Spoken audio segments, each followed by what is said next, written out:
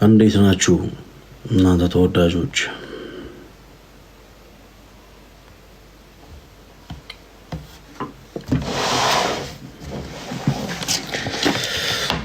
ኦኬ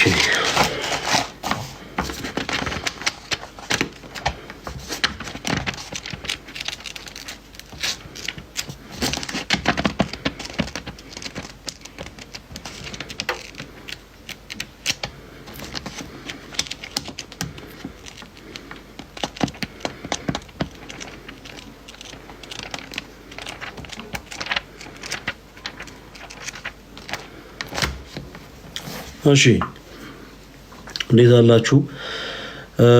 ነገ እንግዲህ ትልቅ ፕሮግራም አለ እንደምታውቁት።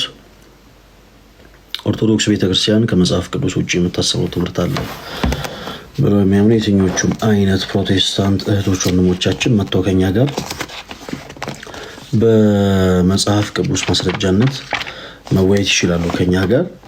እንግዲህ ነገ ምሽት 3 ሰዓት ላይ ማለት ነው። ምሽት 3 ሰዓት ላይ መልካም።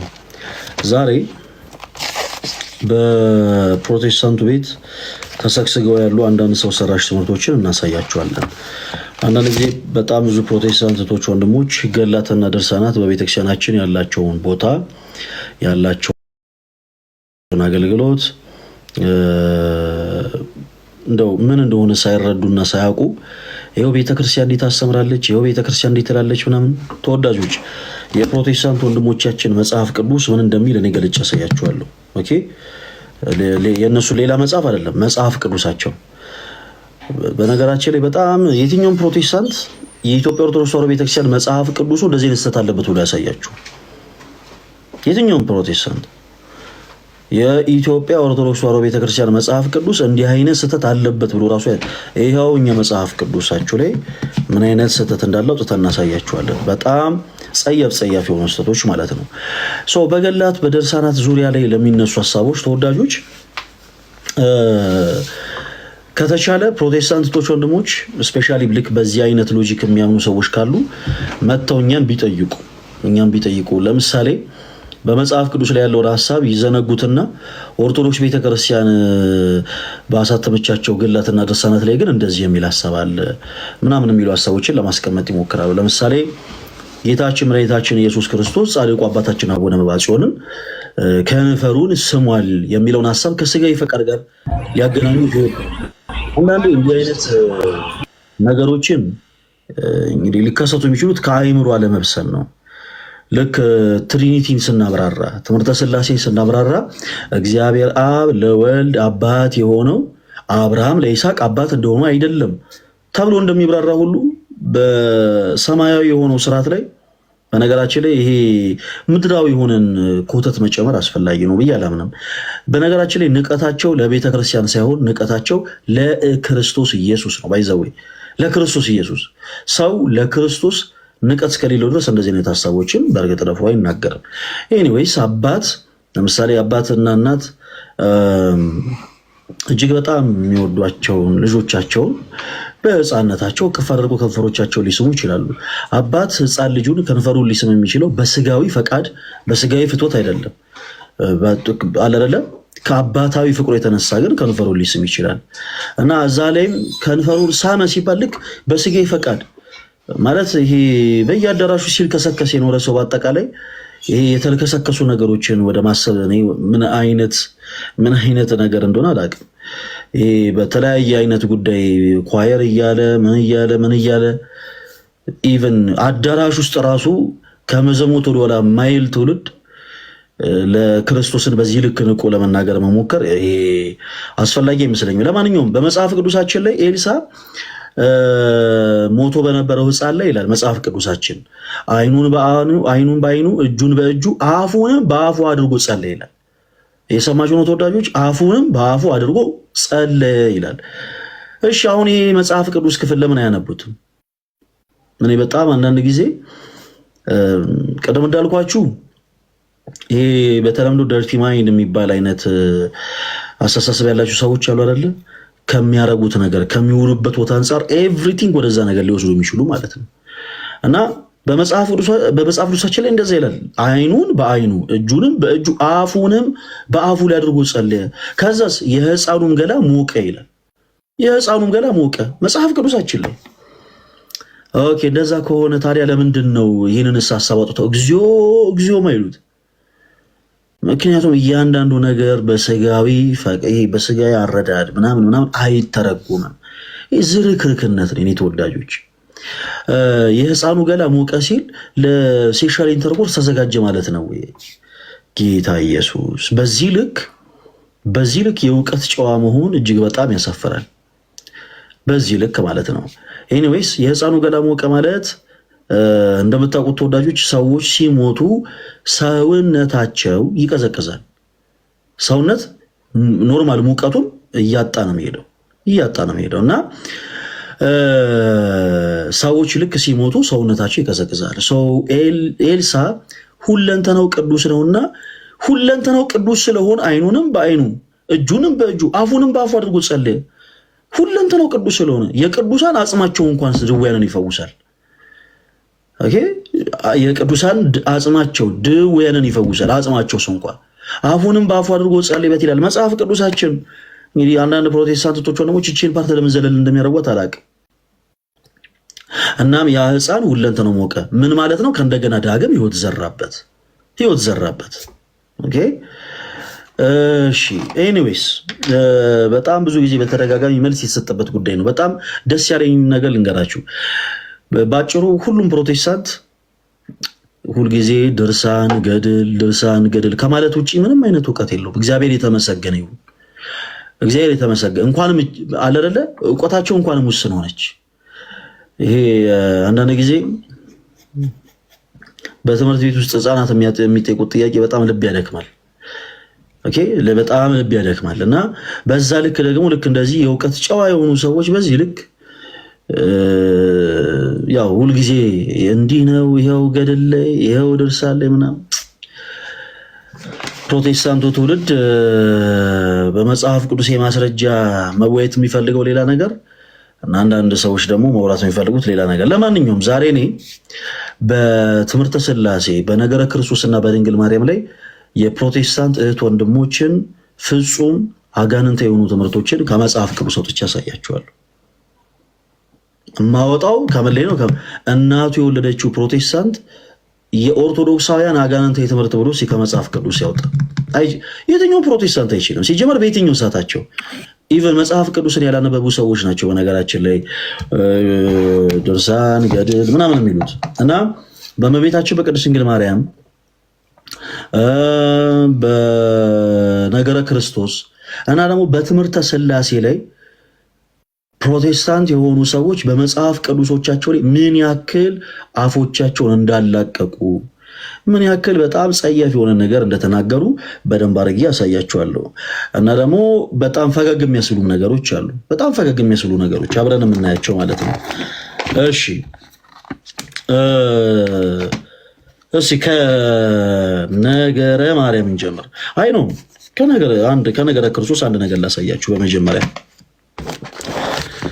እሺ ፕሮቴስታንት ወንድሞች በክርስቶስ ዙሪያ ምን ብለው እንደሚያምኑ በመጽሐፍ ቅዱሳቸው ላይ ምን ብለው እንዳስቀመጡ አሳያቸዋል። ይሄ አዲስ መደበኛ ትርጉም የሚባል መጽሐፍ ቅዱስ ነው። የአዲስ መደበኛ ትርጉም የሚባል መጽሐፍ ቅዱስ በመጀመሪያ ደረጃ ከመጽሐፍ ቅዱስ ማህበር እውቅና ውጭ የታተመ መጽሐፍ ነው። በባይብሊካ ኢንተርናሽናል የታተመ ይሄ መጽሐፍ የህዳግ ማብራሪያ አለው። ምን ማለት ነው? የመጽሐፍ ቅዱሱ ዋና ክፍል ከላይ ተቀምጦ ከዛ ከስር ደግሞ የመጽሐፍ ቅዱሱ የህዳግ ማብራሪያ ተቀምጧል። ኦኬ የመጽሐፍ ቅዱሱ የህዳግ ማብራሪያ ያንን የፕሮቴስታንት ስኮላሮች ናቸው ሰብሰብ ብለው ያስቀመጡት። የፕሮቴስታንት ስኮላሮች ኦኬ ይቅርታ ከመጀመሪያ በፊት እዚህ ውስጥ ያላችሁ ፕሮቴስታንቶች ሆነዎች ዮኒ ጋር ሂድና መልስለት ምናምን እነሱ ጋር ሂዱና መልሱላቸው እያላችሁ ያላችሁት በመጀመሪያ እነሱ ማን ስለሆኑ ነው? እኔ ፈለገ አትናቴዎስ እነሱ ጋር መሄድ የመጀመሪያው ትልቁ ነገር። ኦኬ እሺ የመጀመሪያው ትልቁ ነገር ያ ነው። እነሱ ማን ስለሆኑ እነሱ ቤት ሄዳለሁ። ሲቀጥል ደግሞ ማንም ጥያቄ ኖሮት መልስ የሚፈልግ ይሄ ትምህርታችሁ አጋንንታዊ ነው፣ ይሄ ትምህርታችሁ መጽሐፍ ቅዱስ ነው ማለት የሚፈልግ እናቱ የወለደችው ፕሮቴስታንት ቅዳሜ ማታ 3 ሰዓት መምጣት ይችላል። ማንም አሰስገሰሱን አስከትሎ መምጣት ይችላል። ኦኬ አሁን ላይ አካኪ ዘራፍ እያለ ያለው እያንዳንዱ አካል በአጠቃላይ ይሄው ኦኬ ፈለገ አትናቴዎስ ይሄ የትኛው ትምህርታችን ነው ከመጽሐፍ ቅዱስ ውጪ ምናምን ነው አይደል ያልከን? አዎ ይሄው ይሄ ትምህርታችሁ ከመጽሐፍ ቅዱስ ውጪ ነው። እናቱ የወለደችው ፕሮቴስታንት ካለ መጥቶ ነው ጋር እንደዛ ማለት ይችላል። ኦኬ ከዛ ውጪ እናንተና ጋር ምናምን እኔ እንዴትም ቢወራ ይደዘማታል። እና ባጭሩ ምን ልላችሁ ፈልጌ ነው እነሱ ማን ስለሆኑ ነው ፈለገ አትናቴዎስ እነሱ ጋር ቢሄደው ነው። ስለዚህ ቅዳሜ ማታ 3 ሰዓት በማንኛውም ዙሪያ ይሄ ትምህርት ከመጽሐፍ ቅዱስ ውጪ ነው፣ ይሄ ትምህርት ፍጹም ስህተት ነው ማለት የሚፈልግ ፕሮቴስታንት ካለ ሲጀመር ጌታ ምስክሬ ነው የምላችሁ እናቱ የወለደችው ፕሮቴስታንት ካለ መምጣት ይችላል እኛ ጋር እናቱ የወለደችው ፕሮቴስታንት ካለ። ለማንኛውም አሁን በመናነሳቸው ነጥቦች ዙሪያ ምናልባት የራሳችሁን ሐሳብ የራሳችሁን ምላሾች መስጠት የምትፈልጉ ፕሮቴስታንቶች ካላችሁ ድል እሰጣለሁ። እኛ ብቻችንን ቤት ዘግተን ማጨብጨብ አንፈልግም። ምን እናደርጋለን? ለእያንዳንዱ ለምናነሳው ነገር ምላሽ ካላችሁ ገብታችሁ ይሄ ትምህርት ስህተት ነው፣ እንዲህ አይነቱ ትምህርት እንደው ኦርቶዶክስ ቤተክርስቲያን እንዲህ ብላ አታስተምርም ማለት ማነው ፕሮቴስታንት ቸርቻችን እንዲህ ብላ አታስተምርም ማለት ትችላላችሁ። ከመጽሐፍ ቅዱስ ላይ አንዳንድ ብዙ የምናነሳቸው ነጥቦች ይኖራሉ። ከነገረ ክርስቶስ፣ ከትምህርተ ሥላሴ፣ ከነገረ ማርያም ጋር ተያይዞ በመጽሐፍ ቅዱሱ ላይ ሰዎች ራሳቸው ማለት ፕሮቴስታንት የሆኑ ሰዎች የጨመሯቸውን የቀነሷቸውን ትርጉሙን አዛብተው የጻፏቸውን እያንዳንዱ ነገሮች አውጥተን በመጽሐፍ ቅዱስ የማስረጃነት እኛ ደግሞ እንወያያለን። የምንወያየው ፕሮቴስታንት የሆኑ እህት ወንድሞችን ለማበሳጨት እነሱን ለመዝለፍ ኦኬ እነሱ አያችሁ እናንተ እንደዚህ ምናምን ብሎ ለመስደብ ምናምን ለማበሳጨት ሳይሆን በክርስቶስ ፍቅር ግን እውነታ የቱ ጋር እንዳለ ያውቁ ይረዱ ዘንድ ነው። እውነታ የቱ ጋር እንዳለ ያውቁ ይረዱ ዘንድ ነው። ስለዚህ በትምህርተ ሥላሴ በነገረ ክርስቶስና በነገረ ማርያም ብቻ እነዚህ 3 ሐሳቦች እናነሳና በደንብ አድርገን እናወራባቸዋለን።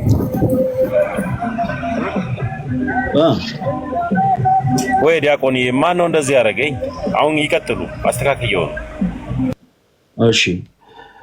እሺ ይሄ መጽሐፍ አዲስ መደበኛ ትርጉም መጽሐፍ ይባላል። ይሄ አዲስ መደበኛ ትርጉም የሚባል መጽሐፍ ቅድም እንዳልኳችሁ ከመጽሐፍ ቅዱስ እውቅና ከመጽሐፍ ቅዱስ ማህበር እውቅና ውጪ የታተመ ነው። በባይብሊካ ኢንተርናሽናል የታተመ መጽሐፍ ቅዱስ ነው። ይሄ መጽሐፍ ቅዱስ በስሩ የህዳግ ማብራሪያ አለው። ከመጽሐፍ ቅዱስ ዋና ክፍል ቀጥሎ ከስሩ የህዳግ ማብራሪያ ተቀምጦበታል። ያ የህዳግ ማብራሪያ ደግሞ የፕሮቴስታንት ስኮላሮች በአጠቃላይ ያስቀመጡት ማብራሪያ ነው። ማብራሪያ ምን ማለት ነው? የፕሮቴስታንት ዋናዎቻቸው ከመጽሐፍ ቅዱሱ የህዳግ በታች ላይ ማብራሪያ አስቀምጠዋል። መልካም ሰው በእነዚህ ሐሳቦች ዙሪያ እናወራለን። የመጀመሪያው ነገር አሁን ማነሳው ለፕሮቴስታንት እህቶች ወንድሞች ኢየሱስ ክርስቶስ አብዷል ብላችሁ ታምናላችሁ? በጣም አሁን እንደውም ፕሮቴስታንት የሆናችሁ እህቶች ወንድሞች እኔ ከመጽሐፍ ቅዱሳችሁ ጋር ተያይዙ ልትረዱ የሚገባው ጤነኛውን ኢየሱስን ነው ወይንስ ያበደውን ኢየሱስን ነው እያመለካችሁ ያላችሁት? እንደዛ ልበል። ኢየሱስ ክርስቶስ አብዷል ብላችሁ ታምናላችሁ ወይ? ኦኬ እና መጽሐፍ ቅዱስ ምን እንደሚል እናውጣና አንዳንድ ነገሮችን እናወራለን። እሺ ኮሜንት ሴክሽን ላይ ላላችሁ ፕሮቴስታንቶች እድል እሰጣለሁ። ለፕሮቴስታንቶች እሺ ኢየሱስ ክርስቶስ አብዷል ብላችሁ ታምናላችሁ ወይ? ኢየሱስ ክርስቶስ አብዷል ብላችሁ ታምናላችሁ ወይ? አይ አናምንም ብሎ በማስረጃ ለማውራት የሚፈልግ ፕሮቴስታንት ካለ አንድ ቁጥር መጻፍ ይችላል። አንድ ቁጥር መጻፍ ይችላል። ኢየሱስ ክርስቶስ በነገራችን ላይ ለፕሮቴስታንቱ ራሱ ምን ጠይቀው ጥያቄ የትኛው ነው? ጤነኛውን ኢየሱስን ነው ወይንስ እብዱን ኢየሱስን ነው የምታመልኩት ለማለት ነው ጥያቄ ራሱ ማንሳት የምንፈልገው። ከምን አንጻር እንደዛ አይደል መጽሐፍ ቅዱስን ስናነብ እንደርስበታለን። እና ፕሮቴስታንቶች ወንድሞቻችን ኢየሱስ ክርስቶስ አብዷል ብላችሁ ታምናላችሁ ወይ? ለምሳሌ በተልእኮ ለትውልድ ውስጥ ያሉ ፕሮቴስታንቶች ኢየሱስ ክርስቶስ ሰይጣኗል ብለው ያምናሉ። ሌሎች ፕሮቴስታንቶች ኢየሱስ ክርስቶስ አብዷል ብላችሁ ታምናላችሁ ወይ? ለእናንተ ነው ድል እየሰጠ ያሉት። ቶሎ ቶሎ ተጠቀሙበት። እሺ የለም ይሄ ራሱ አንድ ተጽዕኖ መፍጠር ነው። እሺ ለመጨረሻ ጊዜ ደግሜ ያነሳዋለሁ። ፕሮቴስታንት እህቶች ወንድሞች፣ ኢየሱስ ክርስቶስ አብዷል ብላችሁ ታምናላችሁ ወይ? በፍጹም አናምንም፣ በመጽሐፍ ቅዱስ የማስረጃ መሞገት እንችላለን ብላችሁ የምታምኑ ፕሮቴስታንቶች ካላችሁ አንዳንድ ቁጥር ጻፉ። ቶሎ በሉ ቶሎ በሉ።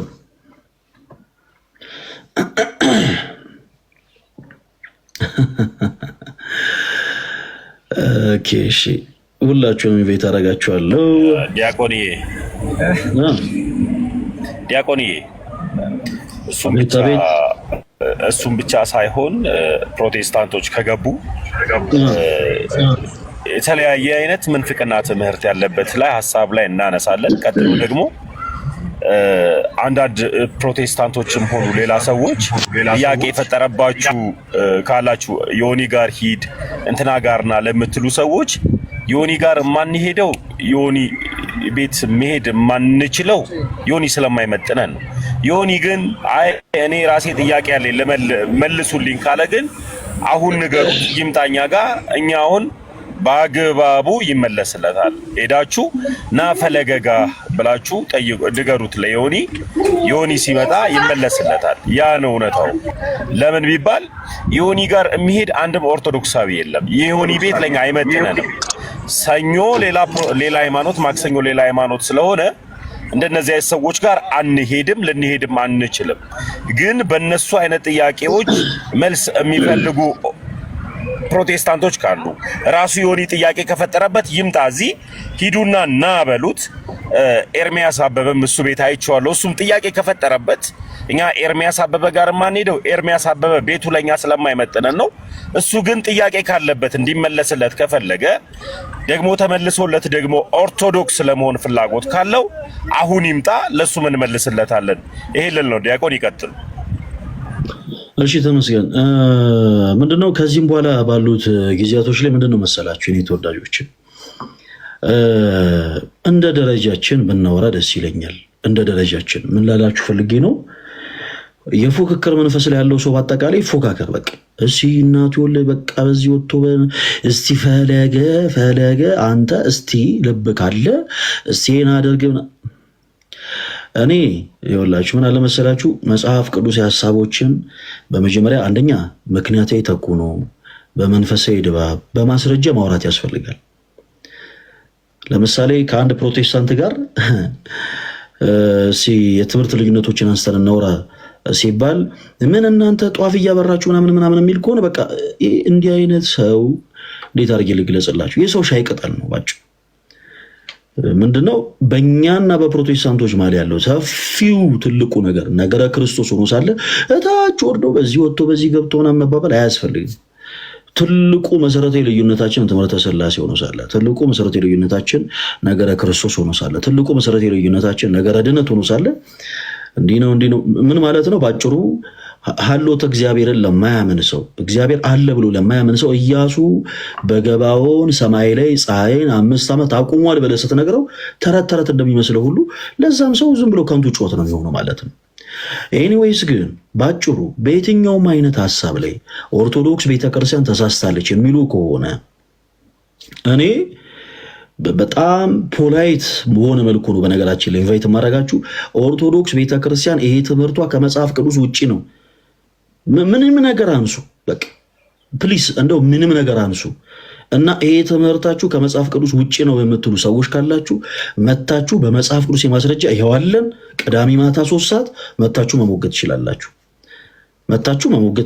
ከዛ ውጪ ግን እኛ ኦርቶዶክስ ነን። በነገራችን ላይ ማንም በላከን በኩል ዝም ብለን የምንላክ በዚህ ፈሰሱ ስንባል ዝም ብለን የምንፈስ ዝም ብላችሁ ይሄ ዘይቱም ጨውም ምኑም ሲርከፈከፍ ዝም ብለን አሜን የምንል አማኞች አይደለንም። ምክንያታዊ የሆንን ሰዎች ነን። ስለዚህ ምክንያት የሆናችሁ ልታወሩን ደስ ይለናል። እና ዞሮ ዞሮ እኛውን የራሳችን ርዕስ ነው የያዝነው። ሰው የፈለገበት ቦታ ተቀምጦ ደግሞ ነገሮችን የማዳመጥ መብቱ አለው። እኛ እዚህ ጋር በመጽሐፍ ቅዱስ ሐሳቦች እያነሳን ያለነው መጽሐፍ ቅዱስ ሐሳቦች ነው። ይኸው የፕሮቴስታንቱ አዲስ መደበኛ ትርጉም የተባለው መጽሐፍ ላይ በትምህርተ ሥላሴ፣ በነገረ ክርስቶስ፣ በነገረ ማርያም ላይ የተነሱ በጣም ከባድ የሆኑ ስሁት የሆኑ ሐሳቦች ኦኬ ከህዳግ ማብራሪያው ጋር በደንብ አድርገን እያነሳን እንወያያለን። እግዚአብሔር አምላክ ሁላችን ይፍቀደልን። እሺ ክርስቶስ ኢየሱስ አብዷል ብላችሁ ታምናላችሁ ወይ ነው? ፕሮቴስታንቶች ወንድሞቻችንን ይኸው ደጋግሜ ሳነሳላችሁ ነበር። ክርስቶስ ኢየሱስ አብዷል ብላችሁ ታምናላችሁ ወይ? ኦኬ አናምንም የምትሉ አንዳንድ ቁጥር ጻፉና ግቡ ብያለሁ፣ አስገባችኋለሁ። ኦኬ ሙሌ የሚል አካውንት ይሰማል?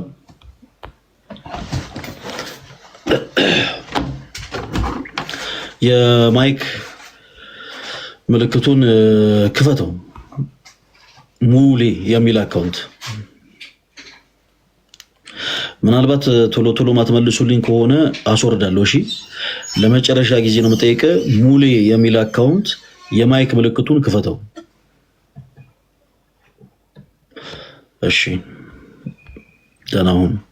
እሺ ዳንኤል። አቤት አቤት። ሰላም ዳንኤል እንደምን አለ? እግዚአብሔር ይመስገን ደህና ነኝ። ፈለገ እሺ እንኳን ደህና መጣ። ከየት ቤተ እምነት ነው የመጣው ዳንኤል? ከወንጌል አማኞች ከፕሮቴስታንቶች። የጠየኩህ እኮ ቤተ እምነትህን ነው። የወንጌል አማኞች የሚለው የማህበር ስም ነው። ኦኬ የወንጌል አማኞች ከአሁን ስም እና ዊነር ነው ዊነር ተቻኩል። እሺ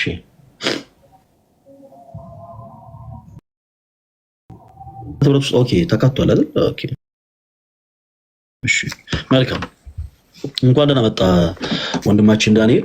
ኢየሱስ ክርስቶስ አብዷል ብለህ ታምናለህ ዳንኤል? ኧረ አይወጣኝም በኢየሱስ ስም። አላበደም ኢየሱስ።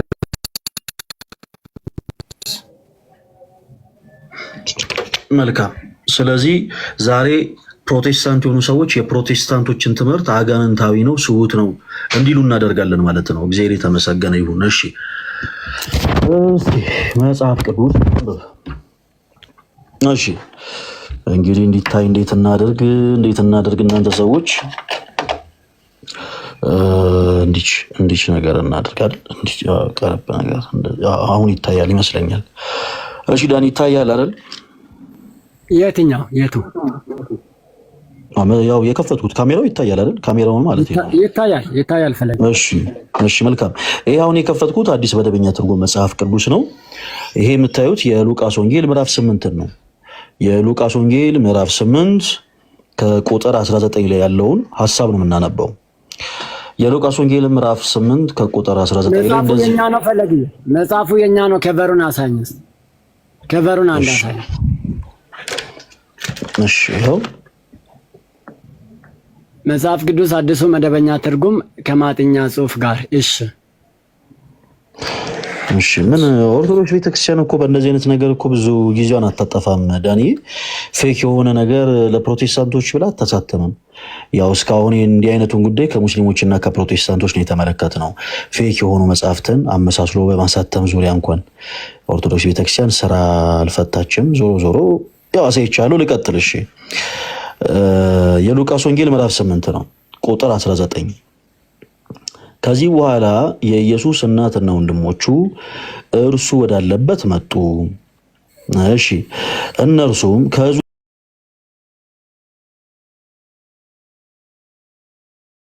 ብዛት የተነሳ ወደ እርሱ ሊቀርቡ አልቻሉም። በዚህ ጊዜ እናትህና ወንድሞችህ ሊያዩ ፈልገው በውጭ ቆሟል የሚል ወሬ ደረሰው ይላል።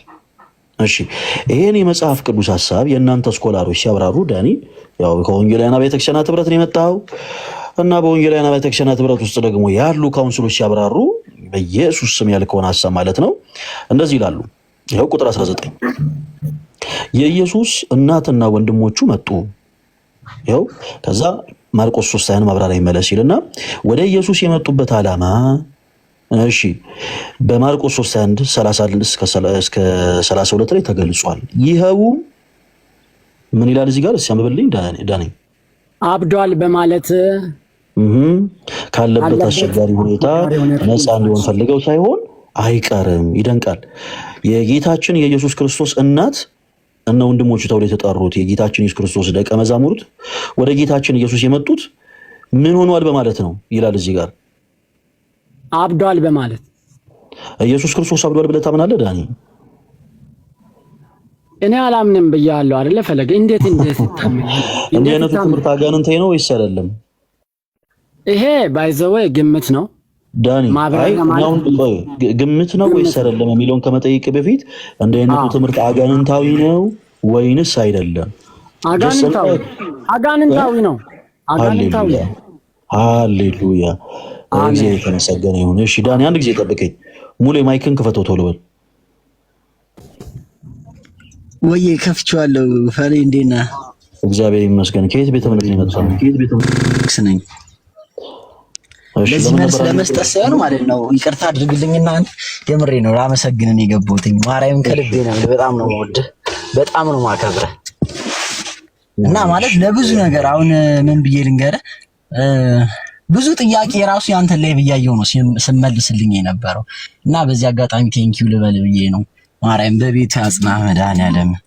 አሜን አሜን። ፈጣሪ ይጠብቅህ ለማለት ያክል ነው። እሺ እዚህ ያከብረልኝ። የምር በጣም አኪ አንተ በቃ እዚህ ኦርቶዶክስ ላይ የሚሰሩት ልጆች ይቅርታ ሌላ እንትን ጀመርኩኝ። በጣም ነው የምወዳችሁ ማለት ለዚህ ጋር የምታደርጉት ነገር ለኦርቶዶክስ በተለይ ለወጣቱ የምሬን ነው ማለት በተለይ አሁን የመናፍቅ መጮቻ እንዳይሆኑ እያደረጋችሁት ያላችሁት ነገር እግዚአብሔር በቤቱ ያጽናችሁ፣ እመብርሃን ተጠብቃችሁ ለማለት ያክል ነው። አሜን። እሺ እሺ ሙሌ እግዚአብሔር በጣም ይቅርታ ግን ሰዓታችሁን ያስኩኝ። ችግር የለውም። አመሰግናለሁ። እሺ እሺ እሺ ወንድሜ። እሺ ወንድማችን ዳኒ ጋር ያወራነውን ጉዳይ ሰምታችኋል። ኢየሱስ ክርስቶስ አብዷል ብለህ ታምናለህ ወይ ብዬ ነው የጠየኩት። ኢየሱስ ክርስቶስ አብዷል ብዬ አላምንም ያለው። በነገራችን ላይ በጣም የሚደንቃችሁ ነገር በዚህ መጽሐፍ ቅዱስ የሚያምኑ በወንጌላውያን ቤተክርስቲያናት ህብረት ውስጥ በካውንስል ውስጥ የተካተቱ ቤተ እምነቶች የተልእኮ ለትውልድን ቤተ እምነት አግልለዋል። ተልእኮ ለትውልድ የሚባለው ቤተ እምነት በወንጌላውያን ቤተክርስቲያናት ህብረት ውስጥ የተካተተ ቤተ እምነት አይደለም። መስራቹ ሐዋርያው ዘላለም ነው። ሐዋርያው ዘላለም የሚባለውን ሰው ስውት የሆነ ትምህርት አለው ብለው ከቸርቻቸው ከህብረታቸው የለዩት ኢየሱስ ክርስቶስ ሰይጥኗል ብሎ ስለሚያምን ነው። ሰይጥኗል ብሎ ስለሚያምን ነው። በጣም በሚደንቅ ሁኔታ አልሸሹም፣ ዞር አሉ ነው። ይኸው አሁን የትኛው ሰው ያስባል በእውነት መጽሐፍ ቅዱሱ ላይ እንደዚህ አይነት ጉድ እንዳለ? መጽሐፍ ቅዱሱ ላይ እና ኢየሱስ ክርስቶስ ሰይጥኗል ብሎ ያምናል ሐዋርያው ዘላለም። በዚህም የተነሳ ደግሞ ከወንጌላውያን አብያተ ክርስቲያናት ካውንስል ስውት በሆነ ትምህርት የተነሳ እንዳይካተት ተደርጓል። ተልእኮ ለትውልድ የሚባል ቤተ እምነት አሁን ለብቻው የሚካተት ቤተ እምነት ነው። እሱን ግን ያገለሉ ማጆሪቲው ወደ 64 የሚጠጉ ቤተ እምነቶች ግን መጽሐፍ ቅዱሳቸው ይኸው እንደዚህ ይላል። ኢየሱስ ክርስቶስ ይኸው አብዷል በማለት ካለበት አስቸጋሪ ሁኔታ ነፃ እንዲሆን ፈልገው ሳይሆን አይቀርም ይላል። ኦኬ ሰው እንዲህ አይነት ትምህርት ዳኒ አጋንንታዊ ነው ወይንስ አይደለም? ፈለገ ቅድም ብያለሁ እኮ አንደኛው ይሄ ትምህርት ሳይሆን አይቀርም ነው የምለው። ምናምንት ነው የነሱ የሆነ ግምት ነው። ግምት ደግሞ ትክክል ሊሆን አይችልም። የነማን ግምት? ይሄንን ትርጉም የሰጡት ሰዎች ግምታቸውን ነው ያስቀመጡት። ስኮላሮች እንደሆኑ ታውቃለህ አይደል ዳኒ? የእናንተ ስኮላሮች ማብራሪያው ላይ ያስቀመጡት በስኮላር ደረጃ ፈለግዬ በስኮላር ደረጃ ግምታቸውን ነው ያስቀመጡት። ግምት ደግሞ ትክክል ነው ወይም ሪያሊቲ ነው ብለን ድምዳሜን ልንሰጥ አንችልም። ስኮላር ግምት ራሱ አይነገርም እንጂ በመጽሐፍ ቅዱስ አይነገርም። ለምቆ እንደዛ ነው ያልኩት። ትክክል ነው። እግዚአብሔር ያክብረው። ለምሳሌ ኢየሱስ ክርስቶስ ማይክል ሚት አድርገው ይቅርታ ማርቆስ 3:21 ቢነበብ ጥሩ ነው። አረግልሃለሁ። እሺ አነብልሃለሁ። እሺ እንመለሳለን። ማይክል ሚት አድርገው። ኦኬ በነገራችን ላይ በመጽሐፍ ቅዱስ ዙሪያ በመሰለኝና በደሰለኝ ሊብራራና ሊወራ የሚገባ ነገር መኖርም የለበትም። ዳኒ አንተ እንዳልከው ለምንድን ነው እንደዚህ ያልነው? ምክንያቱም መጽሐፍ ቅዱስ በነገሮች ሁሉ እርግጠኛ ሆኖ ነገሮችን የሚያብራራ መጽሐፍ ስለሆነ ማለት ነው። እና ቅድም እንዳልነው ኢየሱስ ክርስቶስ አብዷል የሚለው ትምህርት አጋንንታይ ነው ወይስ አይደለም? ዳኒ ፈለገ ስንት ጊዜ ነው የምነግርህ? ምን ችግር አለው ደግመህ ብትነግረኝ? እንዲህ አይነቱ ትምህርት አጋንንታይ ነው ወይስ አይደለም? አንድ ሺህ ጊዜ እናገራለሁ። ይሄ ትምህርት አጋንንታዊ ነው። ምንጩ አጋንንታዊ ሰይጣናዊ ነው። ይሄ መጽሐፍ ቅዱስ የፕሮቴስታንቶች መጽሐፍ ቅዱስ ነው ወይስ አይደለም? ዳኒ አሁን ይኸውልህ እኛ የምንቀበለው ከ19 ጀምሮ የተጻፈው ላይኛው ማብራሪያው ይሄ መጽሐፍ ቅዱስ የፕሮቴስታንቶች መጽሐፍ ቅዱስ ነው ወይስ አይደለም? የሁሉም ነው፣ የፕሮቴስታንቶች አይደሉም። እስቲ ኦርቶዶክስ ቤተክርስቲያን መደበኛው ትርጉም የእናንተን እስቲ የኛውን ክፍል ገልጠህ አንብብልን ዳኒ። አሁን እኔ እየጠየቅኩ ያለሁትን ዝም ብለህ ፖዚቲቭ ሆነ መልሰው እንጂ ዳኒ፣ ይሄ መጽሐፍ ቅዱስ የፕሮቴስታንቶች መጽሐፍ ቅዱስ ነው ወይስ አይደለም? ይሄውን 66 መጽሐፍ መሆኑ ብቻ ሳይሆን አዲስ መደበኛ ትርጉም ነው፣ ከስር የዳግ ማብራሪያ ያለው። እንዲህ አይነት መጽሐፍ ቅዱስ ኦርቶዶክስ ቤተክርስቲያን የላትም፣ አናውቀውም። ይሄ መጽሐፍ ቅዱስ የፕሮቴስታንቶች መጽሐፍ ቅዱስ ነው ወይንስ አይደለም? በከቨሩ ላይ እንዳየነው ነው። አዎ። በመጽሐፍ ቅዱስ ውስጥ ያለው እንዲህ አይነቱ ደግሞ ሐሳብ አጋንንታዊ ትምህርት ነው ብለናል። እናመሰግናለን። እሺ አሁንም እዚህ ጋር እንድታጠራልኝ የምትፈልገው መጽሐፉ ሉቃስ 8:19 ነው አይደለ? ያነበብክልኝ አይደለ? አዎ 8:19 እኛ ማውራት እንችላለን ዳኒ። 8:19 ከላይ ያለው የኛ ነው። ማብራሪያውን ነው እኛ ማንቀበለው እንጂ የላይኛው ማብራሪያውን እኮ የእናንተ ስኮላሮች ናቸው ያብራሩት ዳንዬ። አሁን ብዙ ሐሳብ አነሳን።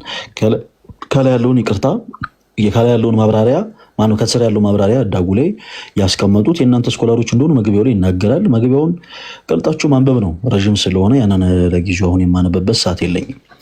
ኦኬ ሚላኖ የሚል አካውንት ከየት ቤተ እምነት ነው የመጣው ወንድማችን? የወንጌል አማኝ ነኝ። ማርቆስ 3:21 አንብበውና የራስህንም ቢሆን ከየት ቤተ እምነት ነው ይሄንን ማብራሪያ ሲሰጥ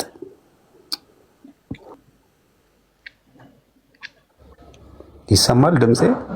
አዎ ይሰማል። እኔ የጠየኩ ቤተ እምነትህን ነው። አንተ ደግሞ የነገርከኝ ቤተ እምነትህ አባል ወይም ደግሞ ሜምበር የሆነችበትን የማህበር ስም ነው። የወንጌል አማኞች አብያተ ክርስቲያናት ህብረት የብዙ ቤተ እምነቶች የጋራ የማህበር ስማቸው ነው እንጂ የቸርችን ስም ነው የፈለከው? ቤተ እምነት ማለት መሰረተ ክርስቶስ ነው። እሺ መሰረተ ክርስቶስ ቤተ እምነት ነው። እሺ ኦኬ። ኢየሱስ ክርስቶስ አብዷል ብለህ ታምናለህ? እሱን ለማለት ማርቆስ 3:21 እናንብበውና ከዛን እናወራለን። እሺ መልካም። እሺ የማርቆስ ወንጌል ምዕራፍ 3 ከቁጥር 21 እሺ ከቁጥር 20 ጀምሮ እናንብበው። ከዚያም ኢየሱስ ወደ አንድ ቤት ገባ፣ እርሱና ደቀ መዛሙርቱ ምግብ መብላት እንኳ እስኪሳናቸው ድረስ ሕዝቡ እንደገና በብዛት ተሰበሰበ። ሁኔታውን የሰሙ ዘመዶቹም አእምሮውን ስቷል በማለት ይዘውት ለመሄድ ወዳለበት መጡ። ከኢየሩሳሌም የመጡ ጻፎችም በኤልዛቤል አድሮበታል፣ አጋንንትን የሚያወጣው በአጋንንት አለቃ ነው አሉ ይላል። እሺ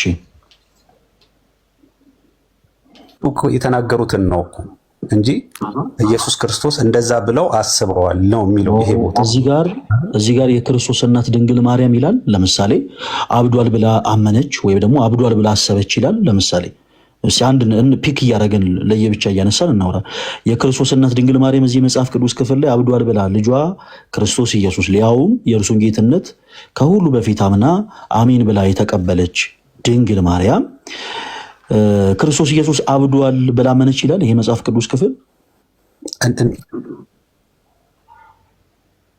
ምን አልከኝ? ግን እንደዛ አሰቡ ነው የሚለው አይደል? ይሄ ክፍል እኮ የሚለው ፈለገ አሰቡ ከሚያወራው ንግግር አንጻር አሰቡ ነው የሚለው አይደል? እኔ አሁን ያልኩ ስለ ክርስቶስ እናት አጋንንትን ያወጣሉ ብለው አሰቡ። እዚህ ክፍል ላይ ነው እንጂ በቀጥታ አሁን እኔ ጠየቁን በቀጥታ መልስልኝ። እዚህ ክፍል ላይ የክርስቶስ ኢየሱስ እናት ድንግል ማርያም ክርስቶስ አብዷል ብላ አሰበች ይላል ወይ? ይሄ ዋናው የመጽሐፍ ቅዱስ ጥሬ ክፍል ላይ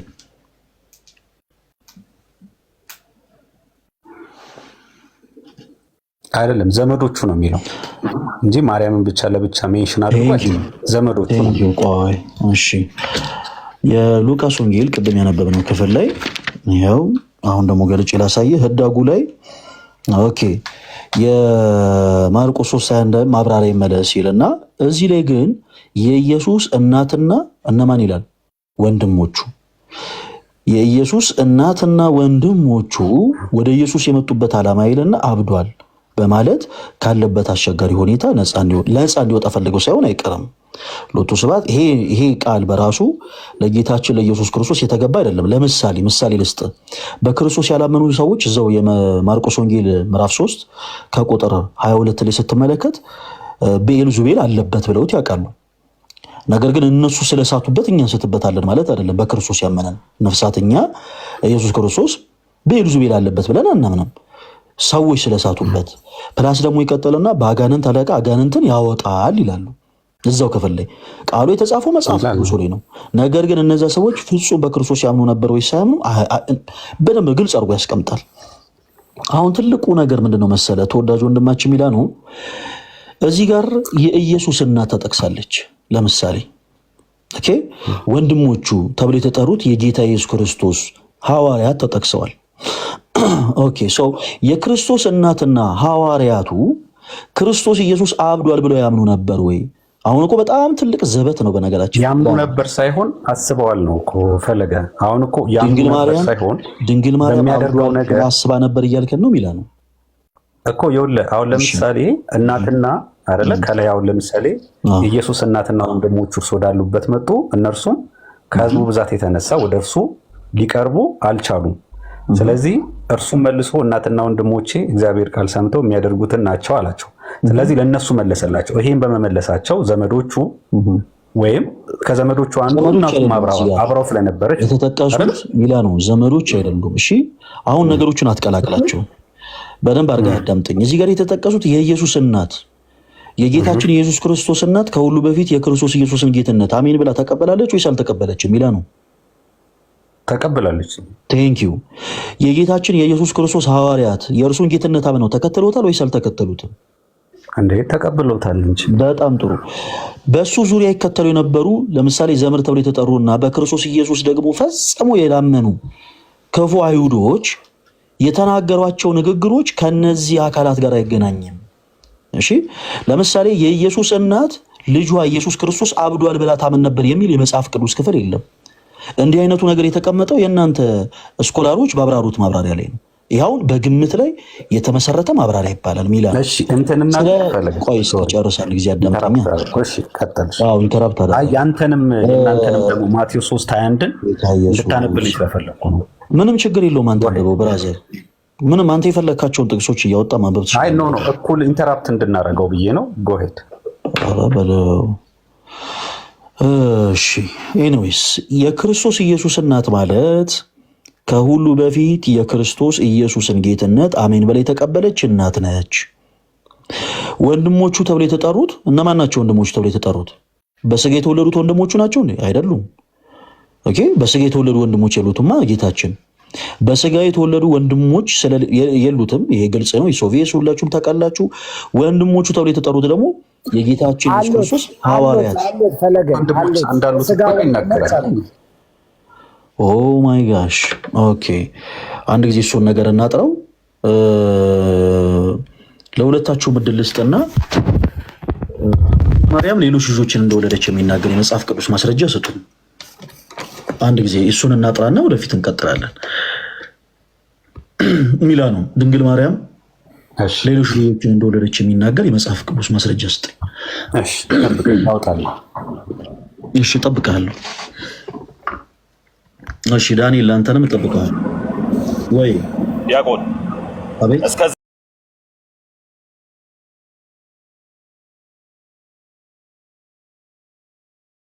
ግን እሱ ጥቅስ እስኪያወጣልህ ድረስ እዳጓ ላይ ያለችዋን ብቻ ይሄ ማርያምና ደቀ መዛሙርቶችም አብደዋል የሚለውን እሱም ብቻ አንድ ጊዜ አንብበልኝ የሆነች ነገር ለማወቅ ነው። እሺ ከስር ያለውን የህዳግ ማብራሪያ ሳያስቀምጡ ብሎ አስቀምጠዋል። የኢየሱስ እናትና ወንድሞቹ መጡ። ወደ እርሱ የመጡበትም ዓላማ አብዷል በማለት ካለበት አስቸጋሪ ሁኔታ ነፃ ነው ፈልገው ሳይሆን አይቀርም። ወንድሞቹን በተመለከተ ጥንቷ ቤተክርስቲያን እያለ ከዛ በኋላ ይቀጥላል። እሺ ኦኬ እሺ እየጠበቅኳችሁ ነው። እሺ ፈለግ አውጥቻለሁ ክፍሉን ይኸው እየፖስትኩ ነው። ይሄም የሰጠውን አንብብልኝ ችግር እጅ ላይ መጽሐፍ ቅዱስ አልያዝክም ዳኒ? ምናልባት ማቴዎስ 13:55ን ሁላችሁም አውጥታችሁ አንብቡ። እንደዚህ ነው የሚለው፣ ይህ የጸራቢ ልጅ አይደለምን? እናቱስ ማርያም ትባል የለምን? ወንድሞቹስ ያዕቆብና ዮሳ ስምዖንም ይሁዳም አይደሉምን? እያለ በማቴዎስ 13 ላይ ከቁጥር 55 ጀምሮ ወንድሞቹ እነማን እንደሆኑ ይናገራሉ ማለት ነው። ይሄ እርግጠኛ ነኝ። ይሄው ቃሉን እኮ ነው እየነገርኩ ያለሁት ከራሴ አይደለም። ያንተም መጽሐፍ ውስጥ አለ። እሺ ለማንኛውም እንደዛ አይነት ነገርን አይናገርም መጽሐፍ ቅዱሱ። እርግጥ ነው አንተ ያነበብከው ክፍል አለ። ኦኬ ምናልባት መጽሐፍ ቅዱሱን የማቴዎስ ወንጌል ምዕራፍ 13 ከቁጥር 54 ጀምሮ እስከ 55 ያለውን አንብብልን ዳኒ። ገጸ ንባቡን ከያዝከው አንብብልን ሁሉም እንዲሰማ። አይ ኖ ተመለስ ዳኒ። ሚላኑ ምናልባት መጽሐፍ ቅዱስ ይዛል። ሚላኑ መጽሐፍ ቅዱስ ከያዝክ በእጅ አንተ ሶሪ ስልኬ ስለተበላሸ መጽሐፍ ማውጣት አልቻልኩም። እሺ ይቅርታ፣ ስልኬ ተሰብሯል ተወዳጆች። እና እንግዲህ በውሰት ላይ ያለ ስልክ ነው እጄ ላይ ያለው። በጣም ይቅርታ። መጽሐፍ ቅዱስ የተለያዩ መጽሐፍቶችን እንደልብ እያወጣው ስላልሆነ ይቅርታ። እሺ ሚላኑ ይሰማል? እያወጣው ስለሆነ መጽሐፍ ቅዱስ ይዛል ነው ከእጄ አነብልሃለሁ። ትክክል ነው። እሱ ያወጣው ዳንኤል ያወጣው ምዕራፍ ማቴዎስ 13 ቁጥር 55 ላይ እንደዛ ይላል። አንተ የፈለግከው የትኛውን እንዳነብልህ ነው?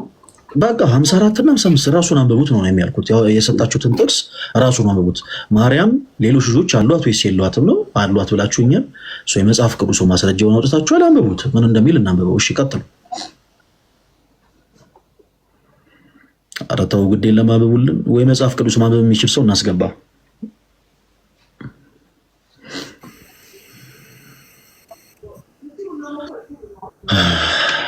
መላው እኔ እኮ አነበብኩልህ እኮ።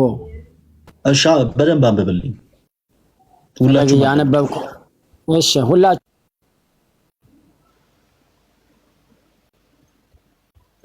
ድምጽ እየተቆራረጠ ነው ዳኒ። ማቴዎስ ስንት ላይ ነው? ዳኒ ተመለስ። ማቴዎስ ወንጌል ምዕራፍ 13 ከ54 እስከ 55 ድረስ አንብበላችሁ። አሁን ምንድነው ሐሳቡ? ድንግል ማርያም ሌሎች ልጆች አሏት ብለውኛል። ድንግል ማርያም ሌሎች ልጆች እንዳሏት መጽሐፍ ቅዱስ ይናገራል። ኦኬ መልካም። አሁን እነዚህ ወንድሞች ተብሎ የተጠሩት እውነት የድንግል ማርያም ልጆች ናቸው ይሰላል የሚለውን እናወጣለን ማለት ነው። መልካም። አሁን ታቡ የማቴዎስ ወንጌል ምዕራፍ አቤት 54 አይደለ? ከ54 እስከ 55 እሺ 54 ላይ ወደ ገዛ ሀገሩ መጥቶ እስኪገረሙ ድረስ በምኩራባቸው ያስተምራቸው ነበር። እንዲህም አሉ፣ ይህን ጥበብና ታምራት ይህ ከወዴት አገኘው? ይህ የጸራቢ ልጅ አይደለምን? እናቱስ ማርያም ትባል የለምን? ወንድሞቹስ ያዕቆብና ዮሳ ስምዖንም ይሁዳም አይደሉምን? እህቶችስ ሁሉ በእኛ ዘንድ ያሉ አይደሉምን? እንኪያስ ይህን ሁሉ ከወዴት አገኘው? ተሰናክሉበትም ይላል። ቴንክ ዩ በጣም ጥሩ ሐሳብ። ኦኬ ይህንን ቃል የተናገሩት ሰዎች በመጀመሪያ በክርስቶስ ኢየሱስ ያመኑ ሰዎች ናቸው ወይስ ያላመኑ ሰዎች ናቸው? እኮ ያላመኑ ናቸው፣ አይሁዶች ናቸው እንደዚህ የሚሉት። ታዲያ በክርስቶስ ያላመኑ ሰዎች የተናገሩት ንግግር እንዴት እንደ መጽሐፍ ቅዱስ ማስረጃ ተደርጎ ይወሰዳል? ገጸ ንባቡን ሁላችሁም ተመልከቱ። ምን አልከኝ ሚላን? ፈለገ አይሁዶች ናቸው ማለት እነ ማርያም ጋርና ከነ ዮሴፍ ጋር አብረው የሚኖሩ እኮ ናቸው አይደል? ስለ ኑሯቸው አልጠየቅኩም። እኔ ኑሩም አይኑሩም እኔም አንተም መረጃ የለንም። አብረው ይኑሩ አይኑሩም አብረው እኮ የሚኖሩ ማህበረሰብ ነው። ፈለገ ሶሪ አንዴ ልጨርስና አንተ እኔ ጨርስ። እሺ አብረው የሚኖሩ ናቸው። አንድ ማህበረሰብ ውስጥ የሚኖሩ ናቸው እነዚህ ሰዎች። ስለዚህ ከነሱ ጋር የሚኖሩ ሰዎች ናቸው። ወደ ገዛ ወገኖቹ ነው የሚለው አይደለ? ወደ ገዛ ሀገሩም ይላል መጥቶ እስኪገረሙ ድረስ ይላል። ወደ ገዛ ሀገሩ ማለት እነሱ ወደ ተወለደበት ወይም እነ ማርያም እና ዮሴፍ ወዳሉበት መጣ። ከዛ ተገረሙ ይላል። ከዛ እነ ማርያምና እነ ዮሴፍን ሲያድጉ ከልጅነታቸውም ጀምሮ አብረውም ሲኖሩ ያውቋቸው ነበር። ስለዚህ ስለሚያውቋቸው ምን አሉ? እንዴ እነዚህ እኮ ኢየሱስ ክርስቶስንም ራሱ ያውቁታል። ማለት እኮ ነው። ስለሚያውቁት ነው እነዚህ ወንድሞቹ ወንድሙ ያዕቆብ አይደለ ወይ እያሉ እህቶቹንም እየተናገሩ። ስለዚህ ክርስቶስን ያውቁታል። ግን መጥቶ እኔ ክርስቶስ ነኝ ስላለ ራሱን ወደ አምላክነት ስለገለጠባቸው ነው ሊቀበሉት ያልፈለጉት እንጂ ስላላመኑት የኢየሱስ ክርስቶስን ወንድሞችና እህቶችን አያውቁም ለማለት አይደለም ይሄ ቦታ። እሺ መልካም ሚላኑ የተናገርካቸው ንግግሮች በአጠቃላይ 100% ስህተቶች ናቸው። መጽሐፍ ቅዱስ እንደዛ አይልም። እሺ አሁን ሁላችሁም ጥርት ባለመልኩ ነገሩ ምንድነው የሚናገረው ገልጠን እንመልከት። ተመስገን ካሜራውን ክፈተውና የመጽሐፍ ቅዱሱን ክፍል እናንበው። እሺ አሁን ሁለት ወንድሞች ዳንኤል እና ሚላኖ ይሄን ሐሳብ ያነሱት ድንግል ማርያም ሌሎች ልጆች አሏት የሚለውን ሐሳብ አንግቦ ለመናገር ነው። እሺ ቁጥር 54 ላይ ምን ይላል? ኦኬ ሁላችሁም ተመልከቱ በደንብ። የማቴዎስ ወንጌል ምዕራፍ 13 ከቁጥር 54 ላይ ወደ ገዛ ሀገሩ መጥቶ እስኪገረሙ ድረስ በምኩራባቸው ያስተምራቸው ነበር። እንዲህም አሉ፣ ይህን ጥበብና ታምራት ይህ ከወዴት አገኘው? ከዛ ይህ የጸራቢው ልጅ አይደለምን? እናቱስ ማርያም ትባል የለምን? ወንድሞቹስ ያዕቆብ፣ ይሁዳ፣ ስምዖን፣ ይሁዳ አይደሉምን? እህቶቹስ ሁሉ ይሄ በእኛ ዘንድ ያሉ አይደሉምን? እንኪያሲን ሁሉ ከወዴት አገኘው ብለው ምን አሉበት ይላል። ሁላችሁም ቀረብ አድርገላችሁ ተሙያት። ኦኬ እንደዚህ ብለው ኦኬ ምን አሉበት ይላል። ተሰናከሉበትም። በአራት ነጥብ ሐዋርያው እነሱ የተናገሩትን ነገር ካስቀመጠ በኋላ እንዲህ ብለው በክርስቶስ ላይ ምን አሉበት? ተሰናከሉበት ይላል። ከዛ ስንቀጥል የተናገሩት ንግግር የንቀት ንግግር ስለነበር ጌታችን መድኃኒታችን ኢየሱስ ክርስቶስ ቁጥር 57 ላይ እንደዚህ አላቸው፣ ኢየሱስ ግን ነቢይ ከገዛ ሀገሩና ከገዛ ቤቱ በቀር ሳይከበር አይቀርም አላቸው። ነቢይ ከገዛ ሀገሩና ከገዛ ቤቱ በቀር ሳይከበር አይቀርም። ኦኬ ሶ ባለመማናቸው ምክንያት በዚያ ምንም ታምር ሲያደርግ ምንም ታምር አላደረገም ይላል። ኦኬ እነዚህ ሰዎች በክርስቶስ የሚያምኑ ሰዎች ናቸው ወይ? የመጀመሪያው ትልቁ ነገር በክርስቶስ የሚያምኑ ሰዎች አይደሉም። እሺ ፕሮቴስታንት ወንድሞቻችን የመጽሐፍ ቅዱስ ማስረጃን ስትሰጡ ነገሮችን በመላትና በስፋት መረዳት ይጠበቅባቸዋል። የመጀመሪያው ትልቁ ነገር እነዚህ ሰዎች ይህንን ቃል የተናገሩ ሰዎች በክርስቶስ ኢየሱስ የሚያምኑ ሰዎች አይደሉም። ኦኬ ፕላስ የተናገሯቸው ንግግሮች በአጠቃላይ የንቀት ነበሩ። ለምሳሌ ቁጥር 55 ላይ የተናገሯቸው ሐሳቦች በአጠቃላይ ውሸቶች ናቸው። ሁሉም ሐሳቦች የጸራቢው ልጅ አይደለምን ያሉት፣ እናቱስ ማርያም ትባል ውሸት ነው። ወንድሞቹስ ያሉት ሁሉም የንቀት ነበር። ከምን አንጻር ነው የንቀት ነው ያልኳችሁ የኔ ተወዳጆች? የክርስቶስ እናት ድንግል ማርያም ናት። አዎ ናት። ግን እኛ በክርስቶስ የምናምነው ኦኬ የክርስቶስ እናት ድንግል ማርያም ናት ብለን ስናምንና በክርስቶስ የማያምኑ ሰዎች ኢየሱስ የተወለደው ከማርያም ነው ሲሉ ሰማይና ምድር ልዩነት አለው። እነሱ ከንቀት አንጻር ተራሩቅ ብእሲ ነው ቃል ልክ እንደኛው ሰው ነው ለማለት ምን እናቃ የለን የማርያም ልጅ አይደለም ብለው ነው የንቀት ቃል የተናገሩት እንጂ እርሱ በድንግልና ተጸንሶ በድንግልና እንደተወለደ አምነው አይደለም ነው ባጭሩ። እኛ በክርስቶስ ምናምን የድንግል ማርያም ልጅ ነው ስንለው ኦኬ ያለ ዘራ ብእሲ ከግብረ መንፈስ ቅዱስ ከድንግል ማርያም ተወልዷል ብለን አምነን ነው። በክርስቶስ ያላመኑ ክፉ አይሁዶች ግን ትልቁ ችግራቸው ያ ነው። ክርስቶስ ኢየሱስ ወልደ እግዚአብሔር ሕያው ማለቱን አይፈልጉትም። እንደ ጴጥሮስ ያለው ክርስቶስ ኢየሱስ የእግዚአብሔር የሕያው ልጅ ነው መባሉን አይፈልጉት። ስለዚህ እነዚህ በክርስቶስ የማያምኑ ሰዎች የጸራቢው ልጅ የዮሴፍ ልጅ አይደለም አሉ። ይሄ የክርስቶስ ኢየሱስ አባት ማን ነው? ዮሴፍ ነው? አይደለም። የክርስቶስ ኢየሱስ አባት አልፋና ኦሜጋ ኦኬ እግዚአብሔር አብ ነው። አለቀ። በአካል ሶስት በመለኮት አንድ የሆነው አብ ወልድ መንፈስ ቅዱስ አብ የባህሪ አባቱ ነው ለወልድ፣ ወልድ የባህሪ ልጅ ነው ለአብ። የጌታችን የኢየሱስ ክርስቶስ አባት ማን ነው? እግዚአብሔር አብ። የእግዚአብሔር ልጅ መባሉን ግን ስለማይፈልጉ የጸራቢው የዮሴፍ ልጅ አይደለ ወይ አሉ። የንቀት ቃል። ከዛ በኋላ ደግሞ ምን እናቱስ ማርያም አይደለች እንዴ ብለው ተናገሩ። በስጋ ፈቃድ የተገኘ ልጅ ነው ለማለት ማለት ነው። ወንድሞቹስ ያዕቆብ፣ ይሁዳ፣ ስምዖን፣ ይሁዳ አይደሉምን? ደግሞ እህቶችም ጨመሩለት። ቁጥር የሌላቸው ብዙ ማለት ነው። እህቶቹ ሁሉ ደግሞ በእኛ ዘንድ ያሉ አይደሉምን? እንኪያስ ይህን ሁሉ ጥበብ ከወዴት አገኘው ብለው ደግሞ ከእንደገና ጠየቁ። እንዲህ ብለው ተሰናክሉ።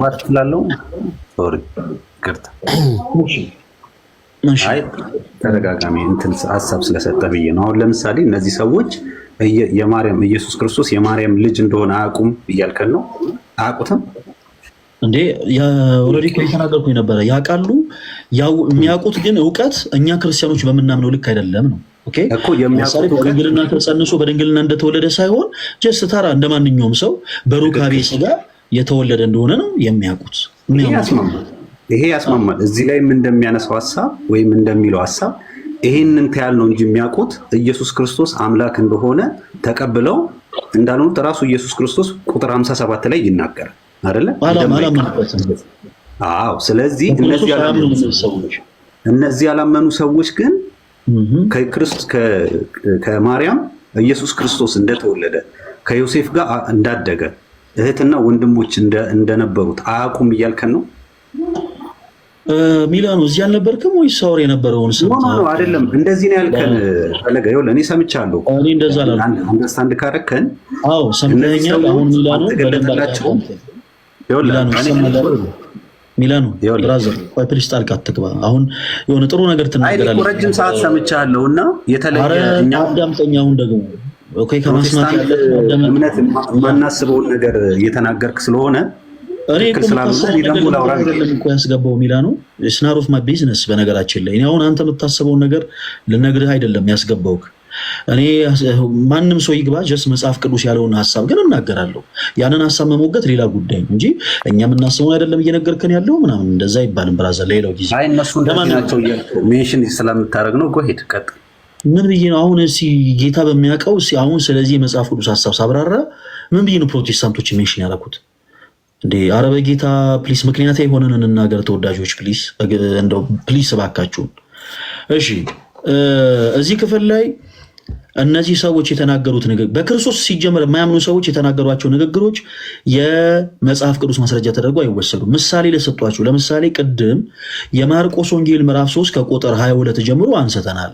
የማርቆስ ወንጌል ምዕራፍ 3 ከቁጥር 22 ጀምሮ ስናነሳ እዛ ክፍል ላይ ምን ይላል? እነዚሁ በክርስቶስ ኢየሱስ ያላመኑ ሰዎች ጌታችን ኢየሱስን ብዔልዜቡል አለበት፣ በአጋንንት አለቃ ደግሞ አጋንንትን ያወጣል ብለው ተናገሩ። ሁላችሁም በደንብ አድርጋችሁ ተረዱ ፕሊስ። እሺ እንደዚህ ብሎ ተናገሩ እና በክርስቶስ የማያምኑ ሰዎች እንዲህ ስላሉ አንድ ሰው መጥቶ ለምሳሌ እናንተ ክርስቲያኖች የምታመልኩት አምላክ ክርስቶስ ኢየሱስ ብዔልዜቡል አለበት ደግሞም በአጋንንት አለቃ ነበር አጋንንትን ሲያስወጣ የነበረው ቢል እና የመጽሐፍ ቅዱስ ማስረጃ ብትጠይቁት ይሄን የመጽሐፍ ቅዱስ ጥቅስ ቢሰጥ ከዚህ ሰው በላይ ሞኝ ያለው የዚህ ምድር ላይ ተወዳጆች፣ ከዚህ ሰው በላይ ሞኝ የለም እዚህ ምድር ላይ። ለምንድን ነው እንደዚህ ያልነው? ምክንያቱም እነዛ በክርስቶስ ያላመኑ ሰዎች የተናገሯቸው ንግግሮች ተጽፎ ተቀመጡ እንጂ የሃይማኖት መመስረቻ ናቸው ማለት አይደለም።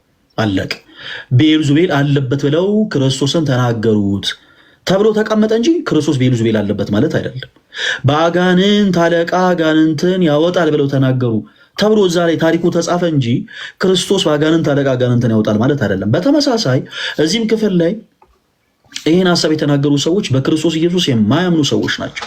በክርስቶስ የማያምኑ ሰዎች እነዚህ በክርስቶስ የማያምኑ ሰዎች የንቀት ቃልን በክርስቶስ ላይ ተናገሩ።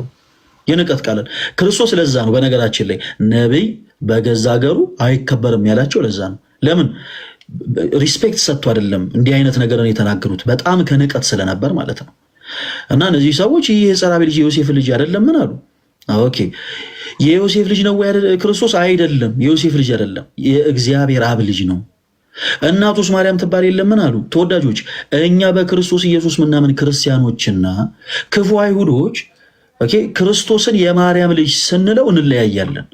ወርዱ እኮ ተመሳሳይ ነው። በማመን ደረጃ ግን እምነታችን ይለያያል። እኛ የድንግል ማርያም ልጅ ነው ስንል ከድንግል ማርያም ያለ ዘራ ብሲ ከሩካቤ ውጪ ማለት ነው። ያለ ዘራ ብሲ ከግብረ መንፈስ ቅዱስ የተወለደ ነው ብለን ነው የምናምነው። ክርስቶስ የተወለደ ነው ከምድራዊ አሰራር ስርዓት ውጭ። ክፉ አይሁዶች ደግሞ የማርያም ልጅ ነው ሲሉ በጀስ እንደማንኛውም ሰው ልክ ማርያም የምትባለው የክርስቶስ ኢየሱስ ቅድስት የሆነችው እናት በስጋዊ ፈቃድ ከዮሴፍ ጋር ሆና ያስገኘችው ሰው ነው፣ ተራ ሰው ነው እንጂ ምንም ሌላ አካል አይደለም ብለው ነው የማርያም ልጅ አይደለው የሚሉት። ስለዚህ ልዩነት አለን። በወርድ ደረጃ እኛም በክርስቶስ የምናምን የማርያም ልጅ ብለን እንጠራዋለን፣ እነሱም የማርያም ልጅ ነው ብለው ይጠሩታል። ግን በእምነታችን ዙሪያ ግን ልዩነት አለን። የንቀት ቃል ነው የተናገሩት። ምን የማርያም ልጅ አይደለ እንዴ ምናምን ያወኩሽ ናኩሽ አይነት ንግግር ማለት ነው። ከዛስ ወንድሞቹስ ያዕቆብ፣ ዩሳ፣ ይሁዳ ስሙን አይደሉም ምን አሉ ራሳቸው። ከዛ እህቶቹም ደግሞ ጨመሩለት። እህቶቹስ ሁሉ በእኛ ዘንድ ያሉ አይደሉም ምን ብለው ተናገሩ። እንዲህም በማለታቸው ደግሞ ምን አሉበት ይላል ሚላኑ ተሰናከሉበት። እና ሐዋርያው እዚህ ጋር ሲጽፍ እነዚህ ሰዎች እንዲህ በማለታቸው ተሰናክለው ነበር እያላችሁ ፕሮቴስታንት የሆናችሁ እህቶች ወንድሞቻችን ዳግም እናንተ በዚህ ዘመን በዚህ ቃል ልትሰናከሉ አይገባም ነው። ምክንያቱም ሐዋርያው ራሱ ሲጽፍልን እንዲህ በማለታቸው ምን አሉበት ይላል? ተሰናከሉበት። ኦኬ ሶ ሚላኑ እዚህ ላይ ተንተርሼ የተወሰኑ ጥያቄዎችን እጠይቅሃለሁ፣ ትመልስልኛለህ። እነዚህ ሰዎች እኔ ላብራራው፣ አሁን የአሁኑን ክፍል እኔ ላብራራው። ኖቶ ሊዛት እኔም እኮ ሀሳብ አልሰጠውም። ቆይ ዳንኤል አንዴ ከሁለት አንዳችሁ አውሯ። አሁን ዲያቆን ሲያወራ ማንም ጣልቃ እየገባ አይደለም አይደል? ሁላችንም እኮ ሀሳብ አንድ ሰው ብቻ አውሩ። ዳንኤል ታወራለህ። እሺ ሚሎዬ ቆይ እሰጥሃለሁ። ግን ምንድነው ሚሎዬ አውርተሃል። ቅድም አንተ አክሴፕት እያደረከው ስለነበር ነው። ጎሄድሽ አክሰፕት ማድረጉ አይደለም። አክሰፕት ያደረኩት ሉቃስ 8:19 ላይ የተጻፈው የላይኛው ቃሉን እኛ እንቀበለዋለን። ማብራሪያው ግን ኢየሱስ አብዷል ብሎ የሰጡት ሚላምንት ነው፣ ግምት ነው። ግምት ደግሞ ትክክል ነው ሊባልም አይችልም፣ ወይም ስህተት ነው ሊባልም አይችልም። ስለዚህ ሐሳብሬ በመጀመሪያ ማነሳቸው ዳኒ አቤት ፈለግ አንድ ጊዜ ማይክል ሚውት አድርገው። አንድ ጊዜ ይቅርታ። እሺ ሚላኑ እነዚህ ሰዎች ይሄንን ቃል በመናገራቸው በክርስቶስ ላይ ተሰናክለዋል ወይስ አልተሰናከሉም? አንድ ጊዜ አንድ ሶስት ጥያቄ ብቻ ነው ማነሳው። አንድ ሶስት ጥያቄ ብቻ። ይሄው ይላል ተሰናከሉበት ይላል። ምን ብለው ነው የተሰናከሉበት? እስኪ ምን ብለው እንደተሰናከሉበት ንገረን። እሺ 2 ደቂቃ ትሰጠኛለህ ማለት ላብራራው። እንትና ወደ ትረካ ወደ ትንተና ሳይሆን እንዲህ ብለው ነው የተሰናከሉበት፣ እንዲህ ብለው ነው የተሰናከሉበት በለኝ። ተሰናከሉበት ወይ ስል አዎ በክርስቶስ ላይ ተሰናክለዋል ብለኛል። ምን ብለው ነው? አንተ ነህ የምታብራራው፣ እኛ ጥያቄ መልስ ነው የምንመልሰው። ኢትስ ኦኬ። እሺ አንተ ጥያቄ ስጠይቅ እኔ እንደዚሁ መልስልሃለሁ። ሚላኑ በፖለቲካ መስራት ጥሩ አይመስለኝም እና በቀጥታ አይ እንደዛ እያረከ ስለሆነ ነው። ኢትስ ኦኬ። እሺ አማራጭ ኖርማሊ ተጠቀም ትችላለህ። ሚላኑ መመለስ ትችላለህ ከይቅርታ ጋር። ተሰናከሉበት የሚለው እህቶቹንና አምላክ እንደሆነ ስላልተቀበሉት ተሰናከሉበት። ምን ብለው ገጸ ንባቡን እንዳላምብልኝ ተሰናከሉበት ከማለቱ በፊት ምን ብለው ተሰናከሉበት? ከላይ ጀምሮ እኮ ከላይ ጀምሮ እናቱስ ማርያም ትባል የለም፣ ወንድሞቹስ ያዕቆብና ዮሳ ስምዖንም ይሁዳ አይደሉም? እህቶቹስ ሁሉ በእኛ ዘንድ ያሉ አይደሉም? ምን እንኪያስ ይሁን ሁሉ ከወዴት አገኘው ብለው ተሰናከሉበት። በጣም ጥሩ ተሰናከሉበት ይላል። እሺ የተናገሩት ንግግር የንቀት ነበር ወይስ አልነበረም? የንቀት ነው። ጌታ ኢየሱስ በጣም ይገርም ነው፣ የንቀት ነው። እሺ ስለዚህ ጌታችን ኢየሱስ የንቀት ቃል ስለተናገሩ ነቢይ በገዛ ሀገሩ አይከበርም አላቸው ይላል። ክርስቶስ ራሱ እኮ ተናገረ። እንደዚህ አይነት የንቀት ንግግር እየተናገሩ እንደነበረ ክርስቶስ ራሱ ቁጥር 57 ላይ ይናገራል። ትክክል። ከዛ 58 ላይ ደግሞ ምን ይላቸዋል? ባለማመናቸው ምክንያት በዚያ ብዙ ታምራት አላደረገም ይላል። አላደረገም። ትክክል። ስለዚህ ሁለት ሀሳቦችን አንስተናል። ሚላኖ ድንግል ማርያም ልጆች አሏት ብለህ ለመናገር ያመጣው የመጽሐፍ ቅዱስ ማስረጃ፣ አንተም ዳኒም የመጣችሁት የመጽሐፍ ቅዱስ ማስረጃ ላይ አንደኛ በክርስቶስ ኢየሱስ ያላመኑ ሰዎች የተናገሩት ንግግር ነው። ሁለተኛ እንዲህ በማለታቸው ማለት በተናገሯቸው ንግግሮች በክርስቶስ ኢየሱስ ላይ ተሰናክለው ነበር። ኢንሴንስ እናንተም የተሰናከላችሁ ነው። ሶስተኛ ደረጃ የተናገሩት ንግግር የንቀት ነበረ፣ አጭርና ግልጽ። ከዛ ክርስቶስ ምን አለ? እይትከበር ነቢይ በሀገረ፣ ነቢይ በገዛ ሀገሩ አይከበርም አላቸው ይላል። ለምን? ስላላከበሩት። መልካም። ስለዚህ ደግሞ የሚናገር ሌላ የመጽሐፍ ቅዱስ ማስረጃ ካላችሁ ስጡኝ። እኔ ደግሞ እነዚህ ወንድሞቹ እና እህቶቹ አይደሉም የሚል መጽሐፍ ቅዱስ ማስረጃ አለ አንተ ወይስ እነዚህ ሰዎች ወንድሞቹ አይደሉም? እኛ መቻለን እንደ እኛ ወንድሞቹ አይደሉም መቻለን። እኛ ወንድሞቹ አይደሉም እኮ አላለህም እኮ ሚላኑ። ስለዚህ ማርያም አልወለደችም ነው አይደለ? ሚላኑ ለምን አትረጋጋም ወንድሜ? ለእኔ ግን እንደማወራው ለምን አታወራም ብራዘር? እውነት በቁም ነው። እሺ አይ ማርያም አልወለደችም። ይሄኛውን እኮ ኖርማሊ የቀን ስለሆነ ማርያም የክርስቶስ ኢየሱስ እናት ብቻ ነች። የጌታችን የኢየሱስ ክርስቶስ ወንድሞች ተብለው የተጠሩ አሉ ወይ? አዎ የተጠሩ አሉ። ምክንያቱም የማቴዎስ ወንጌል ለምሳሌ ምዕራፍ 12 ከቁጥር 50 ላይ ገልጠህ ስትመለከት የአባቴን ፈቃድ የሚፈጽም ሁሉ እርሱ ወንድሜ ነው ይላል ጌታችን ኢየሱስ ክርስቶስ። የማን ፈቃድ? የአባቴን ፈቃድ የሚፈጽም ሁሉ እርሱ ወንድሜን ይላል። ስለዚህ አዎ የክርስቶስ ኢየሱስን ፈቃድ የፈጸሙ ሐዋርያት በአጠቃላይ ወንድሞቹ ተብሎ ተጠርተዋል። ይሄ ለኛ ምንም የሚረብሸን የሚቆረቆረን አማርኛ አይደለም ይላል ነው። ይሄ ተወዳጅ ወንድማችን አሁን ጥያቄው አረታው ግድ የለም እስኪጨርስ ሰምቻለሁ እኮ ለኔ አንድ ድል ሰጠኝ። እኔ ሰምቼ እኮ ይሄ የጣሊያን ስም ያላቸው ሰዎች የጣሊያን ስም ያላቸው ሰዎች ጣፈንቴ አይደሉም። እኔ ከበፊትም ነው በዛ ማሪዮ ሚላኖ ምናምን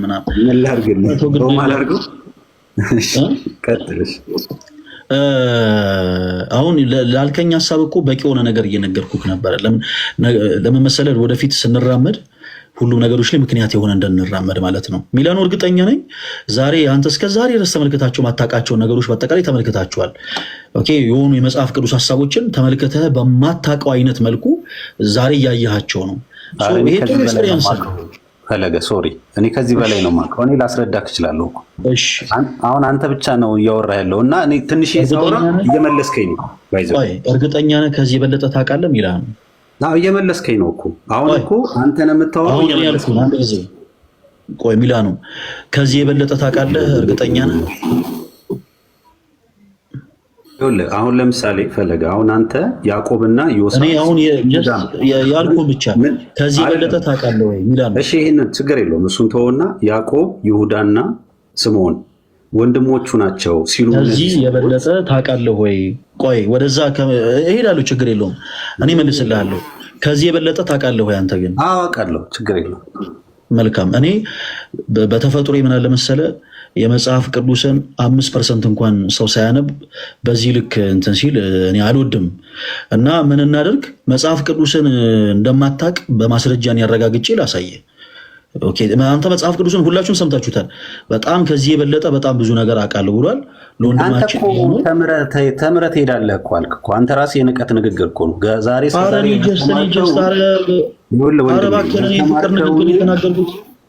እስከዛሬ ተምረህ ያላወቅከውን ያላየኸውን እይታ ዛሬ አሳይቼ ካለው አይባልም። ሲጀምር አንተ ራስህ እኔ አውቃለሁ አንተ አታውቅም ያልከው ባይዘው ኮስተር ብለህ ለፍልስ አድርገህ ስለምትናገር አንተ ቀስ እያልክ አሪፍ እየተናገርክ እኔ ደግሞ መጥፎ እንደዛ አታስመስለው። ኖርማሊ ማለት ነው። ግን አንተ ያልከኝ ፈለገ አዳምጠኝ። አንተ ያልከው ግን ኖርማሊ እንደዚህ ነው። በቃ ቀጥታ ያልከው ምን መሰለህ ዛሬ እስከዛሬ ያላየከውን ነገር አሳይቼሃለሁ ነው ያልከኝ ማለት ነው። ስለዚህ እንደዛ አይባልም ሰው።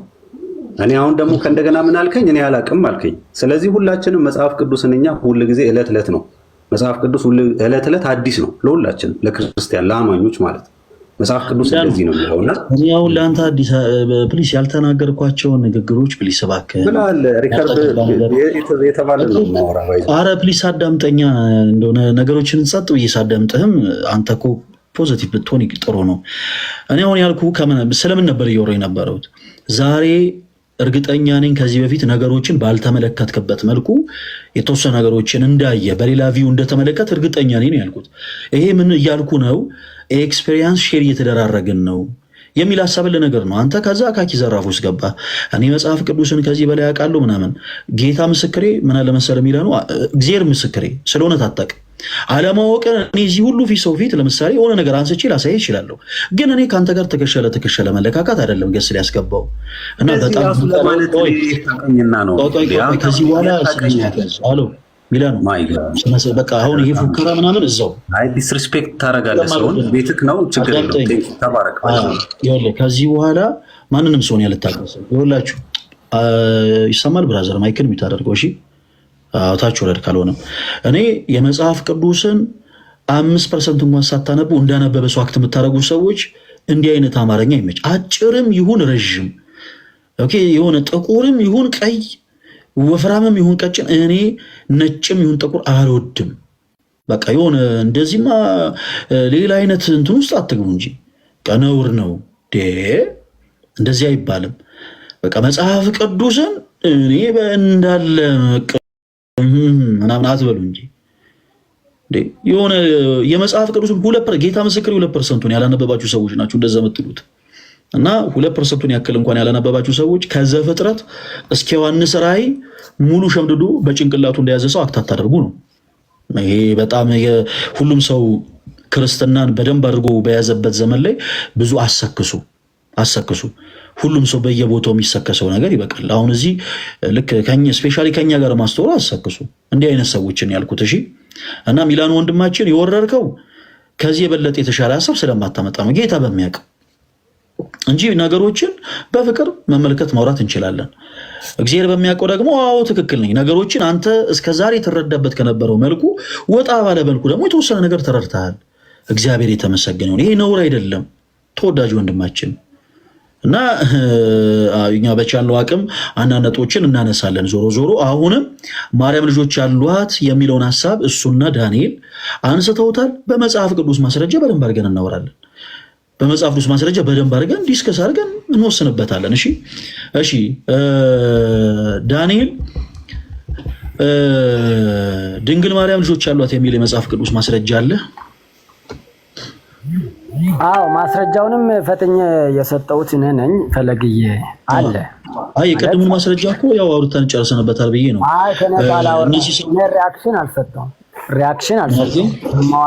ሪአክሽን አልሰጠሁም። መልስ አልሰጠሁም። እሺ ቀጥል። በዛ ሰው የተወሰነ ነገር ማለት ይችላል። በጣም ጥሩ። እና እዛ ጋር እንደምንረዳው ተመልካቾቻችን ማቴዎስ 13 ነው ያወራን የነበረው። ተጨማሪ ተጓዳኝ ምንባቦችን መስጠት እችላለሁ። ከቁጥር 54 ጀምሮ ያለውን ሐሳብ ነው ያወራ ነው። ደግሜ ላንብብላችሁና አቋምንና እምነትን ልናገር። መጽሐፍ ቅዱስ የምናገረውን ለመናገር ልሞክር። 54 ላይ እንደዚህ አለ። ወደ ገዛ ሀገሩም መጣው እስኪገረሙ ድረስ በምኩራባቸው ያስተምራቸው ነበር። እንዲህም አሉ፣ ይህን ጥበብና ተአምራት ይህ ከወዴት አገኘው?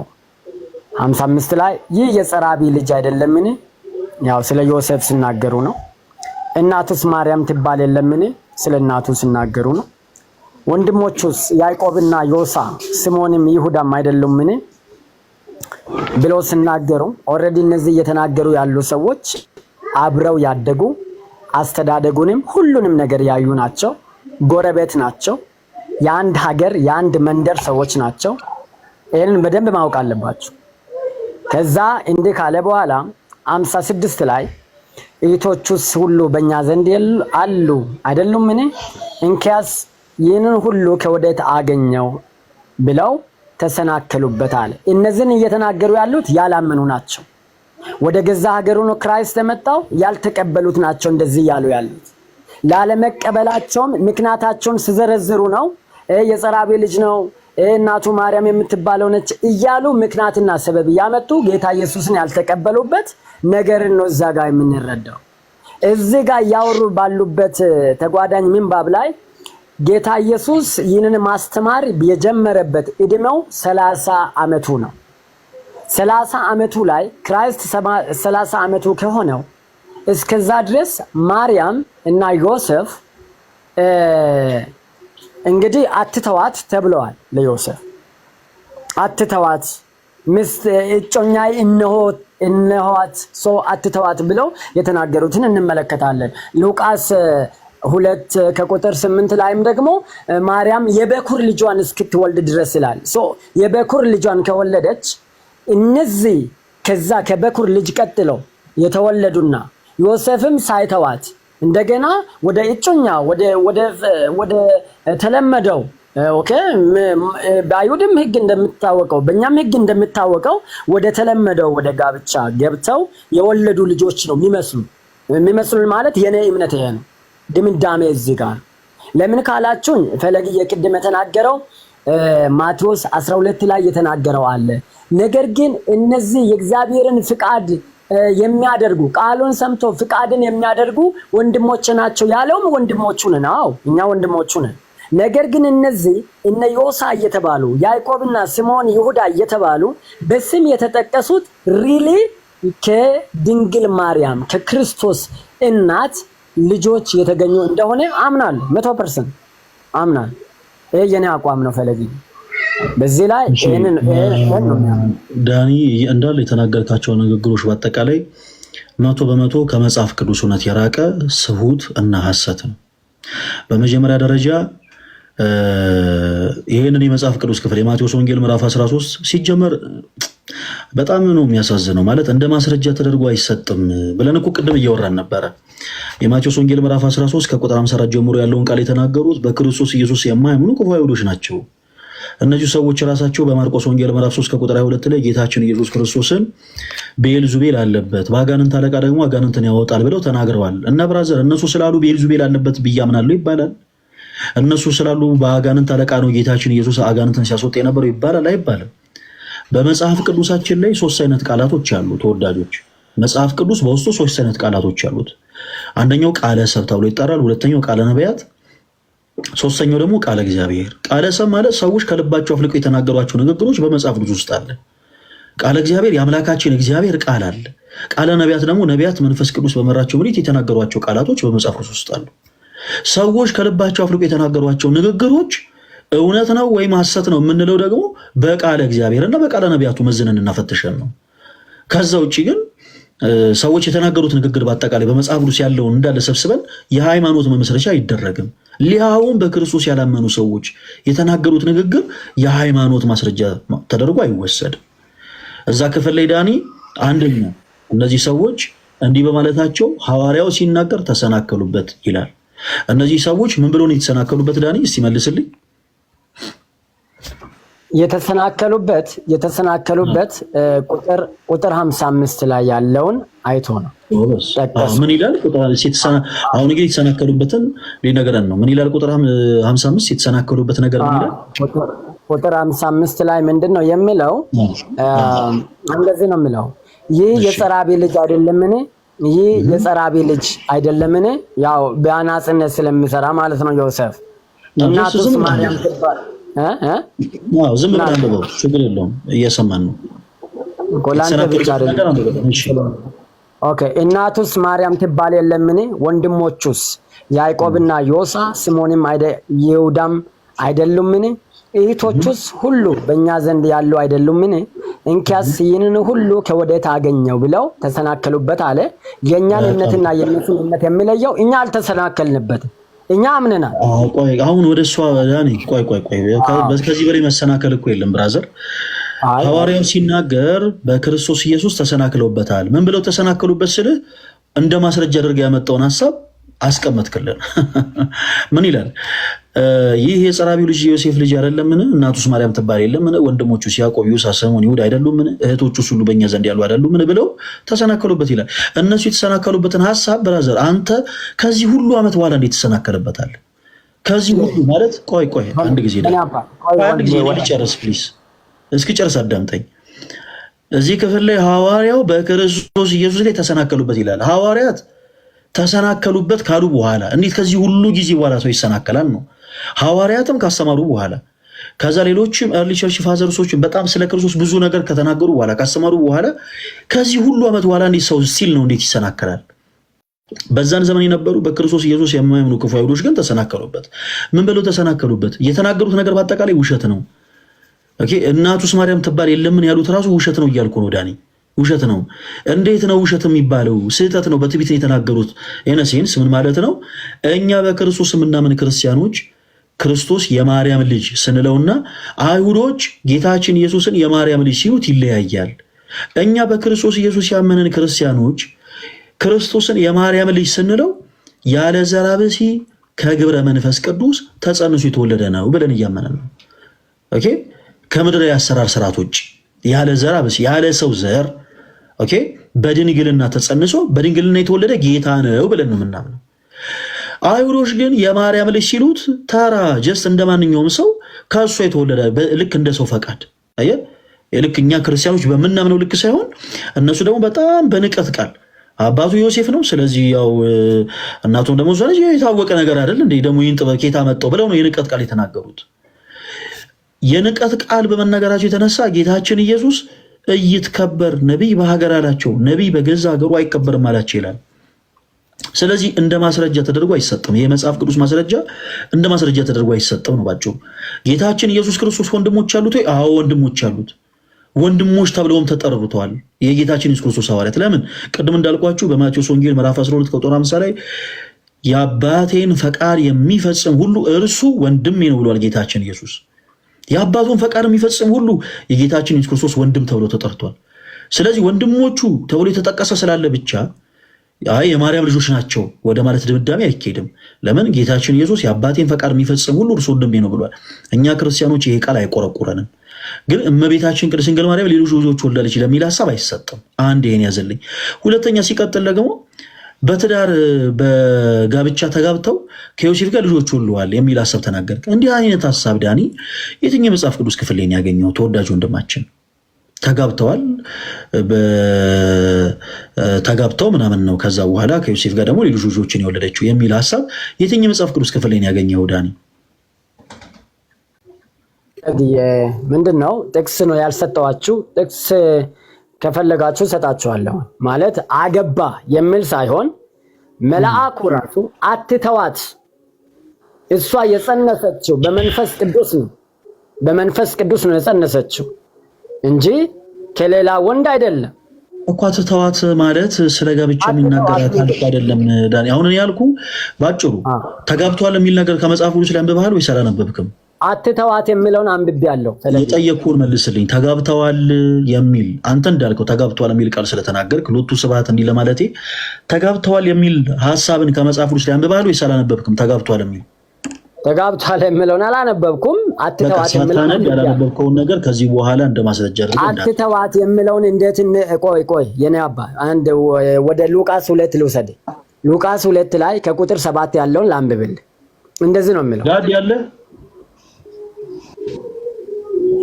እንደዚህ ነው የሚለው። ሰዎች እንዴት ናችሁ? ፓፓ እንዴት ነው? እሺ ወንድማችን ዳኒን እስኪ እንደው ፕሊስ ኦኬ እናውራው መሰለኝ። ዳኒ ሰላም ላንተ ይሁን። ሰላም ላንተ ጋድዬ፣ ሰላም ላንተ ይሁን። እንዴት ነህ? አለን። ያው ፈለገ ቅድም ጀምሮ ሲያስረዳ ነበር። በእርግጥ ያው ሐሳቡንም አጠር ብሎ ለመረዳት ያክል አንድ ነገር እንድትረዳ የምፈልገው ነገር አለ። በብሉይ ኪዳን አንድ ሴት ባል ሳይኖራት ጸንሳ ብትገኝ ምን ነበር የምትደረገው? ተወግራ ትሞታለች።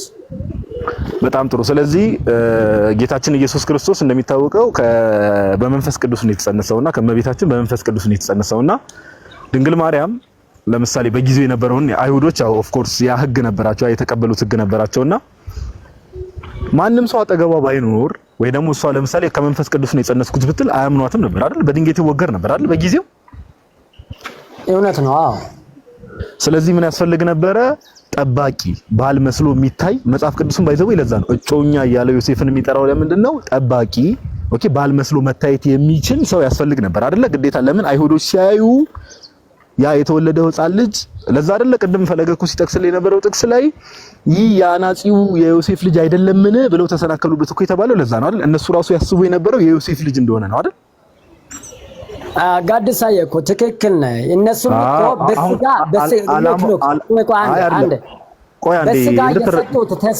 በስጋ የሰጡት ቴስቲሞኒ እየተከራከርኩ አይደለም። አይ ክርክር ሳይሆን ሐሳቤን እንድታገኘኝ ስለፈለኩ ነው። ያው ሐሳቤን እንድታገኘኝ የፈለኩት ለምን መሰለህ? ዮሴፍ እጮኛ እየተባለም የተቀመጠው ጠባቂም ተብሎ የተቀመጠው ከምን አንፃር ነው ከተባለ ድንግል ማርያም ኦኬ፣ ቀደም አልከኝ በብሉይ ኪዳን ሴት ልጅ እንዲሁ ጸንሳ ወንድ ሳይኖር ጸንሳ ብትገኝ ትገደላለች፣ በድንጋይ ትወገራለች። ስለዚህ እግዚአብሔር አምላክ ደግሞ ኦኬ፣ ክርስቶስ ኢየሱስ ደግሞ አምላክ በስጋ ሲገለጥ ደግሞ የሕግ ፍጻሜ ክርስቶስ ነው ስለተባለ ክርስቶስ ሕጎችን ፈጽሟል። ኦኬ፣ አይሁድ እንደመሆኑ በስጋ ከአይሁድ ዘር እንደመወለዱ ሕጎችን ፈጽሟል። ስለዚህ ምን አደረገ? ያ ነገር እንዳይሆን እግዚአብሔር አምላክ እርሱ ባወቀው ዮሴፍ ጠባቂ ተብሎ ለድንግል ማርያም ወይ ደግሞ ጠባቂዋ እጮኛ ተብሎ መጽሐፍ ቅዱስ ላይ ለማ ድንግል ማርያም እንዲጠብቃት ተደረገ። ይሄ ነው ፕላኑ። ለዛ ነው አይሁዶችም ዮሴፍ ጠባቂ እጮኛ እንዳትተዋትም እየተባሉ እነዚህ ቃላቶች የተቀመጡት ከምን አንፃር ነው? ጠባቂዋ ስለነበር። ለምን ሰዎች ሲያዩ አይሁዶች ይመለከቱና ሲያዩ ዮሴፍ እጮኛዋ ነበር የሚመስለው፣ ባሏ ነበር የሚመስለው። ለምን ከተባለ ድንግል ማርያም ያ ነገር ክርስቶስ ኢየሱስን ኦኬ ጸንሳ ስትገኝ ዮሴፍ ባሏ ካልሆነ እጮኛዋ ካልሆነ ወይ ደግሞ እጮኛዋ መስሎ ካልቀረበ እመቤታችን በድንጋይ መወገሯ ስለማይቀር ከዚህ አንፃር ነው እግዚአብሔር በዚህ ቅዱስ ነው። ከዚህ አንፃር ነው ነገሮች የተቀመጡት ለማለት ነው። ዳኒ ሐሳቤን አግኝተው ከሆነ አዎ ጋደሳዬ አገኝቻለሁ ሐሳቤን። ይኸውልህ የኔንም ሐሳብ አግኟ፣ የእናንተን ብቻ ሰው እንዳገኙ አታገፋፉ ፕሊዝ። ቤታችሁ ነው፣ አክብርን ነው የመጣ ነው፣ አክብርን ነው የመጣ ነው። እኛም ቤተ እምነታችንን ወክልን ነው የመጣ ነው። ትልቅ ተቋም ወክልን ነው የመጣ ነው። የምናወራ ከሆነ ዳያሎጋችን በጣም ስሙዝ ቢሆን ጥሩ ነው። ካልሆነ ደግሞ ማንም መጥቶ እንደሚወርደው እንወርዳለን፣ ችግር የለው። እኔ እያልኩ ያለሁት ቃሉ ላይ ጋድሳይ ቃሉ ላይ ሐሳብ ጨምሬ አይደለም፣ የነን ሐሳብ ወይም ሚላምንቱን ጨምሬ አይደለም፣ አሳምፕሽኖችን ፕሪዲክሽኖችን ጨምሬ ሳይሆን ቃሉ ያለውን ነው ያልኩ ያለሁት። ቃሉ ያለውን መቀበልና በድፍረት ማወጅ ግን ከዚህ የሚበልጥ እምነት የለም ለኔ። ጌታ ኢየሱስን እነሱ የገመቱት በስጋ ነው ፕሪዲክት ያደረጉት። ይሄንንም ጋድሳዬ ወዴት ይወስዳለው መሰለ? ወደ ማቴዎስ 16 ስንወስድህ ምንድነው የሚለው ቃሉ? ጌታ ኢየሱስ ስለራሱ ዳታ ሲሰበስብ እንደዚህ ነው ያሉት፣ ሰዎች የሰውን ልጅ ማን ይሉታል ብለው በጠየቀው ሰዓት ምን ብሎ ነው የመለሱለት መሰለ? ይሄ ከነቢያት አንዱ ነው። ኤልያስ ጌታ ኢየሱስን በስጋ መግለጽን ሌሎች ሰዎችን እንደማስተናግደው ላስተናግድ ነው። አሁን ስብከት አድርገህ አሁን የሰዎች የሰው ልጅ ማን ይሉታል ቅዱስ ጴጥሮስ የሰጠው ምስክርነት እዛ ውስጥ አንገባም። ዳኒ በደንብ አዳምጥ። አሁን እዚህ ሐሳብ ላይ ነው እያወራን ያለ ነው። እኔ ዮሴፍና እመቤታችን ዘመድ እንደሆኑ አሳያለሁ ከፈለክ መጽሐፍ ቅዱስ ላይ። ዳኒ አሁን ማይክን ኦን አድርግና አውራኝ። ለምን በጣም ረጅም ሰዓት እየወሰድክ ስለሆነ ማይክን ኦን አድርግ ዳኒ። ማቴዎስ ወንጌል ላይ የክርስቶስ ኢየሱስ የዘር ሐረግ ማቴዎስ ወንጌል ምዕራፍ 1 ላይ ይዘረዝራል አይደል? አዎ። እዛ የዘር ሐረግ ላይ ማን ላይ ነው የሚያበቃው? ዮሴፍ ላይ ነው የሚያበቃው አይደል? ኦኬ ነው አይደለም? ነው። ዮሴፍ ለጌታችን ለኢየሱስ ክርስቶስ ዘመዱ ነው? እንጀራ አባቱ። የዘር ሐረግ ወይ ደግሞ ጂኒኦሎጂ ላይ የዘር ሐረጉ ሲዘረዘር ዮሴፍ ለምን የክርስቶስ ኢየሱስ የዘር ሐረግ ውስጥ ገባ አለ? የለም። መጽሐፍ ቅዱስ ለምን አስገባው? ኦኬ ንገረኛ። እሱ ነው እየጠየቅኩ ነው። ለምን ያስገባው ይመስላል? ለምንድን ነው ያስገባው? ንገረና። ኦኬ አታውቀውም? አልደረስኩበትም። በጣም ጥሩ። አሁን ይሄን እንደ አንድ አሳይመንት ወስዳለህ። ማቴዎስ ወንጌል ምዕራፍ 1 ሄደህ ስትመለከት ዮሴፍን የክርስቶስ ኢየሱስ የዘር ሐረግ ውስጥ ያስገባዋል። ለምንድን ነው የሚያስገባው ከተባለ አንደኛ በአይሁድ ስርዓት ሴቶች የዘር ሐረግ ዝርዝር ውስጥ አይገቡም። አንደኛ ማወቅ ያለብን ነገር። ሁለተኛ ደግሞ ዮሴፍና እመቤታችን የስጋ ዝምድናም ስለነበራቸው ነው። ዮሴፍን ኦኬ አንድ አይነት ላይን ስላላቸው አንድ አይነት የዘር ሐረግ ስላላቸው ወይ ደግሞ ላይን ኦፍ ዴቪድ ናቸው። እመቤታችንም ሆነች ዮሴፍ ኦኬ የዳዊት የዘር ሐረግ እንደመሆናቸው መጠን ለዛ ነው ዮሴፍና እመቤታችን የስጋ ዝምድና ስላላቸው ዮሴፍን እዛ የዘር ሐረግ ውስጥ ይከተዋል። ኦኬ አገኘኛው? አዎ አይጥሩ በጣም ቆንጆ ሐሳብ። አዎ ስለዚህ ምን እያልኩ መሰለ ዮሴፍና እመቤታችን ተጋብተዋል ክርስቶስ ኢየሱስ ከተወለደ በኋላ የሚለው ሐሳብ ምን እያረከው መሰለ ዘመዶችን እያጋባህ ነው። አሁን ገባኝ ፖይንቴ? አገኘው? ዘመዶችን ማጋባት ውስጥ ትመጣለህ። ጥንቃቄ ይፈልጋል።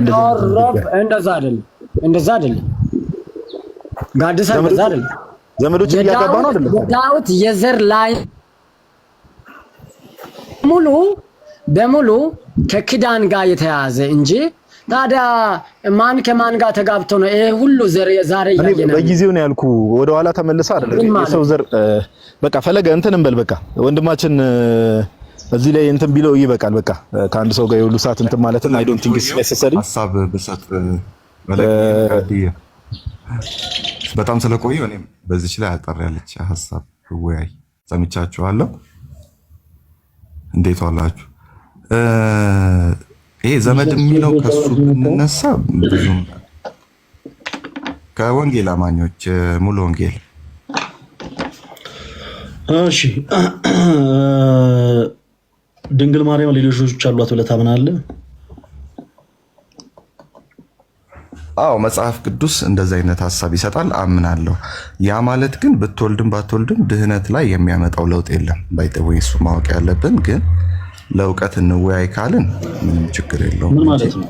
ብትወልድም ባትወልድም ምንም ችግር የለም። ምክንያቱም የክርስትና ሴንተር ማዕከል ኢየሱስ ክርስቶስ እና የሰራው ስራ ነው እንጂ ማርያም ልጅ ብትወልድም ባትወልድም በድህነት ላይ የሚያመጣው ልዩነት የለም። በደንብ ልዩነት አለው። ሌላው ጊዜ ተወዳጅ ወንድማችን ሚኪ ነገሮችን በምላትና በስፋት ተረድተህ ብትናገር መልካም ነው። እሺ ከምን አንጻር ነው እንደዚህ ያለ? በመጽሐፍ ቅዱስ ላይ ስለ የትኛውም አይነት ነገሮች ስለ የትኛውም አይነት ነገሮች መጽሐፍ ቅዱስ እንዳለውና እንዳብራራው እስካልተቀበልን ድረስ ኦልሬዲ ከመጽሐፍ ቅዱስ መስመር የወጣን ሰዎች ናለቅ። በአጭርና ግልጽ ለምሳሌ የማቴዎስ ወንጌል ምዕራፍ 10 ከቁጥር 40 ላይ ጌታችን መድኃኒታችን ኢየሱስ ክርስቶስ ስለ ቅዱሳኑ ክብር ሲናገር እናንተን የሚቀበል እኔን ይቀበላል አለ። ጌታ ኢየሱስ ክርስቶስን ተቀብያለሁ ብሎ ቅዱሳኑን ያልተቀበለ አካል ምንም ተቀበልኳቸውም አልተቀበልኳቸው ምናምን ብሎ የሚያስቀምጡ ሀሳብ አይደለም ማለት ነው። አየህ፣ በመጽሐፍ ቅዱስ ላይ ልክ ክርስቶስ እንዳለው እያንዳንዱ ክርስቲያን የማመን ግዴታ አለበት እና ተወዳጅ ወንድማችን ሚኪ ልክ በመጽሐፍ ቅዱስ ላይ የተጻፉትን ነገሮች ስለሆነ አሁን አንስተን የምናወራው እጅግ በጣም መሰረታዊና ጠቃሚ ነው። መሰረታዊና ጠቃሚም ስለሆነ አቋም ይዘንበታል። እያንዳንዱ ፕሮቴስታንት ይጠቅመኛል መጽሐፍ ቅዱሱ እንዳለኝ እንዳዘዘኝ ብኖር እንደው ለነፍሴም ዋጋ ነው ብሎ ስለሚያምን ነው መጽሐፍ ቅዱሳዊ መሰረት አለኝ ብሎ የመጽሐፍ ቅዱስ ሐሳብ ነው ብሎ አምኖ ወደ አንድ ሐሳብ የሚያዘነበለው።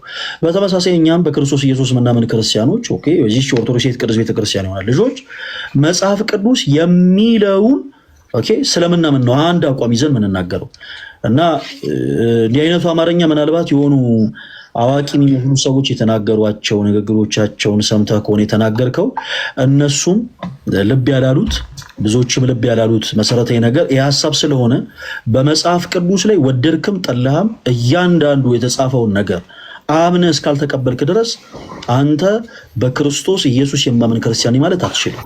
ኦኬ ለምሳሌ ትሪኒቲ ለምሳሌ ትሪኒቲ ሐሳቡ ተቀምጧል፣ በመጽሐፍ ቅዱስ ተብራርቷል። ስለ እመቤታችን ንጽህና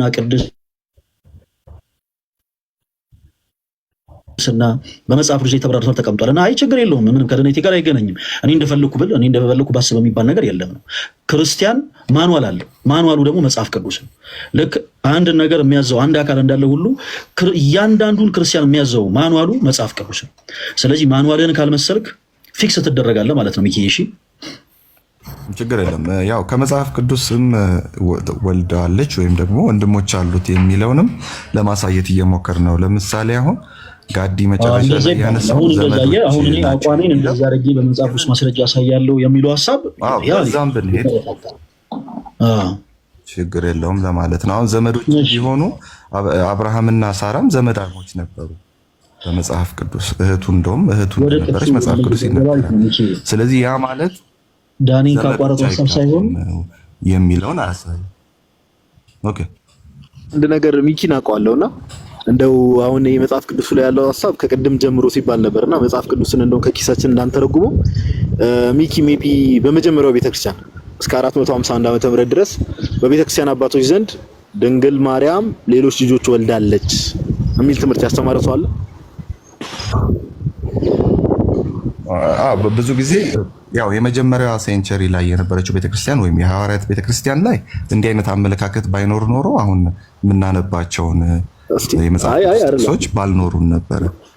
ግን ከዛ በኋላ እንዳልከው በቤተክርስቲያን ታሪክ ብዙ አባቶች የሉም። እውነትህን ነው። የመጀመሪያው ክፍለ ዘመን ላይ የነበሩ አባቶች አፖስቶሊክ ፋዘርስ የሉም። ስለዚህ ማንም የለም። ከሐዋርያት በኋላ የተነሱት ላይ ብዙ የሚታወቅ ነገር የለም። ኢቭን ሉተር ራሱ እንደዛ ብሎ አያምንም። ሉተር ራሱ አሁን ምን መሰለህ ዋናው ፖይንት ማርያም ልጆች አሏት ብሎ አንድ ማስተዋል ያለብን ነገር ምንድነው? መጽሐፍ ቅዱስ ላይ የተቀመጡ ሐሳቦች አሉ። ኦኬ መጽሐፍ ቅዱስ የእግዚአብሔር ሐሳብ እንደመሆኑ ጥንቃቄ ይፈልጋል። አንደርስታንድ የምናደርግበትን የምንረዳበትን መንገድ ይፈልጋል።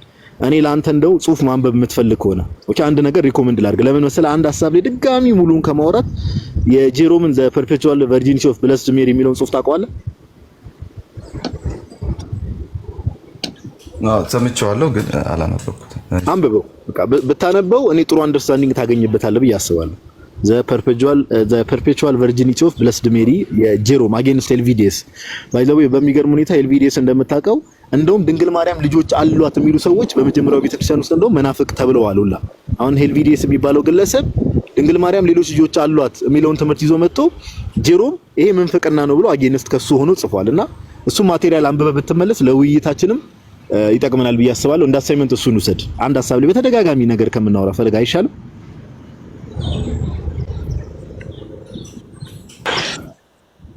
በቃ ችግር የለውም።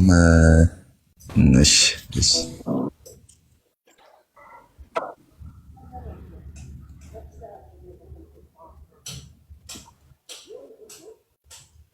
እሺ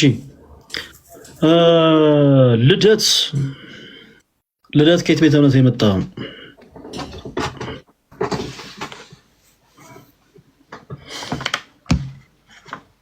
አይ የጠዋቱን ለፈለገ አስታውሰው አሁን ንገረው። በዚህ አጋጣሚ አውርተንበታል በስልክ። እሱ እንግዲህ ጭስ የሚመች ሰዓት ላይ አሪፍ ሰዓት ነው የምትልበት ላይ በኋላ ተወዳጆች እንግዲህ በዩቲዩብ ላይ አይ ዶንት ኖ እንግዲህ አሃቲ ቤተክርስቲያን በሚል የዩቲዩብ ቻናል ላይ ሲተላለፍ አሃቲ ድንግል በሚል ዩቲዩብ ቻናል ላይ ይመስለኛል በእኔ ስም አካውንት እየከፈቱ ገንዘብ ለማሰባሰብ ሲሞክሩ የነበሩ ሰዎች ነበሩና በእኔ ስም የተከፈተ ምንም አይነት አካውንት የለም።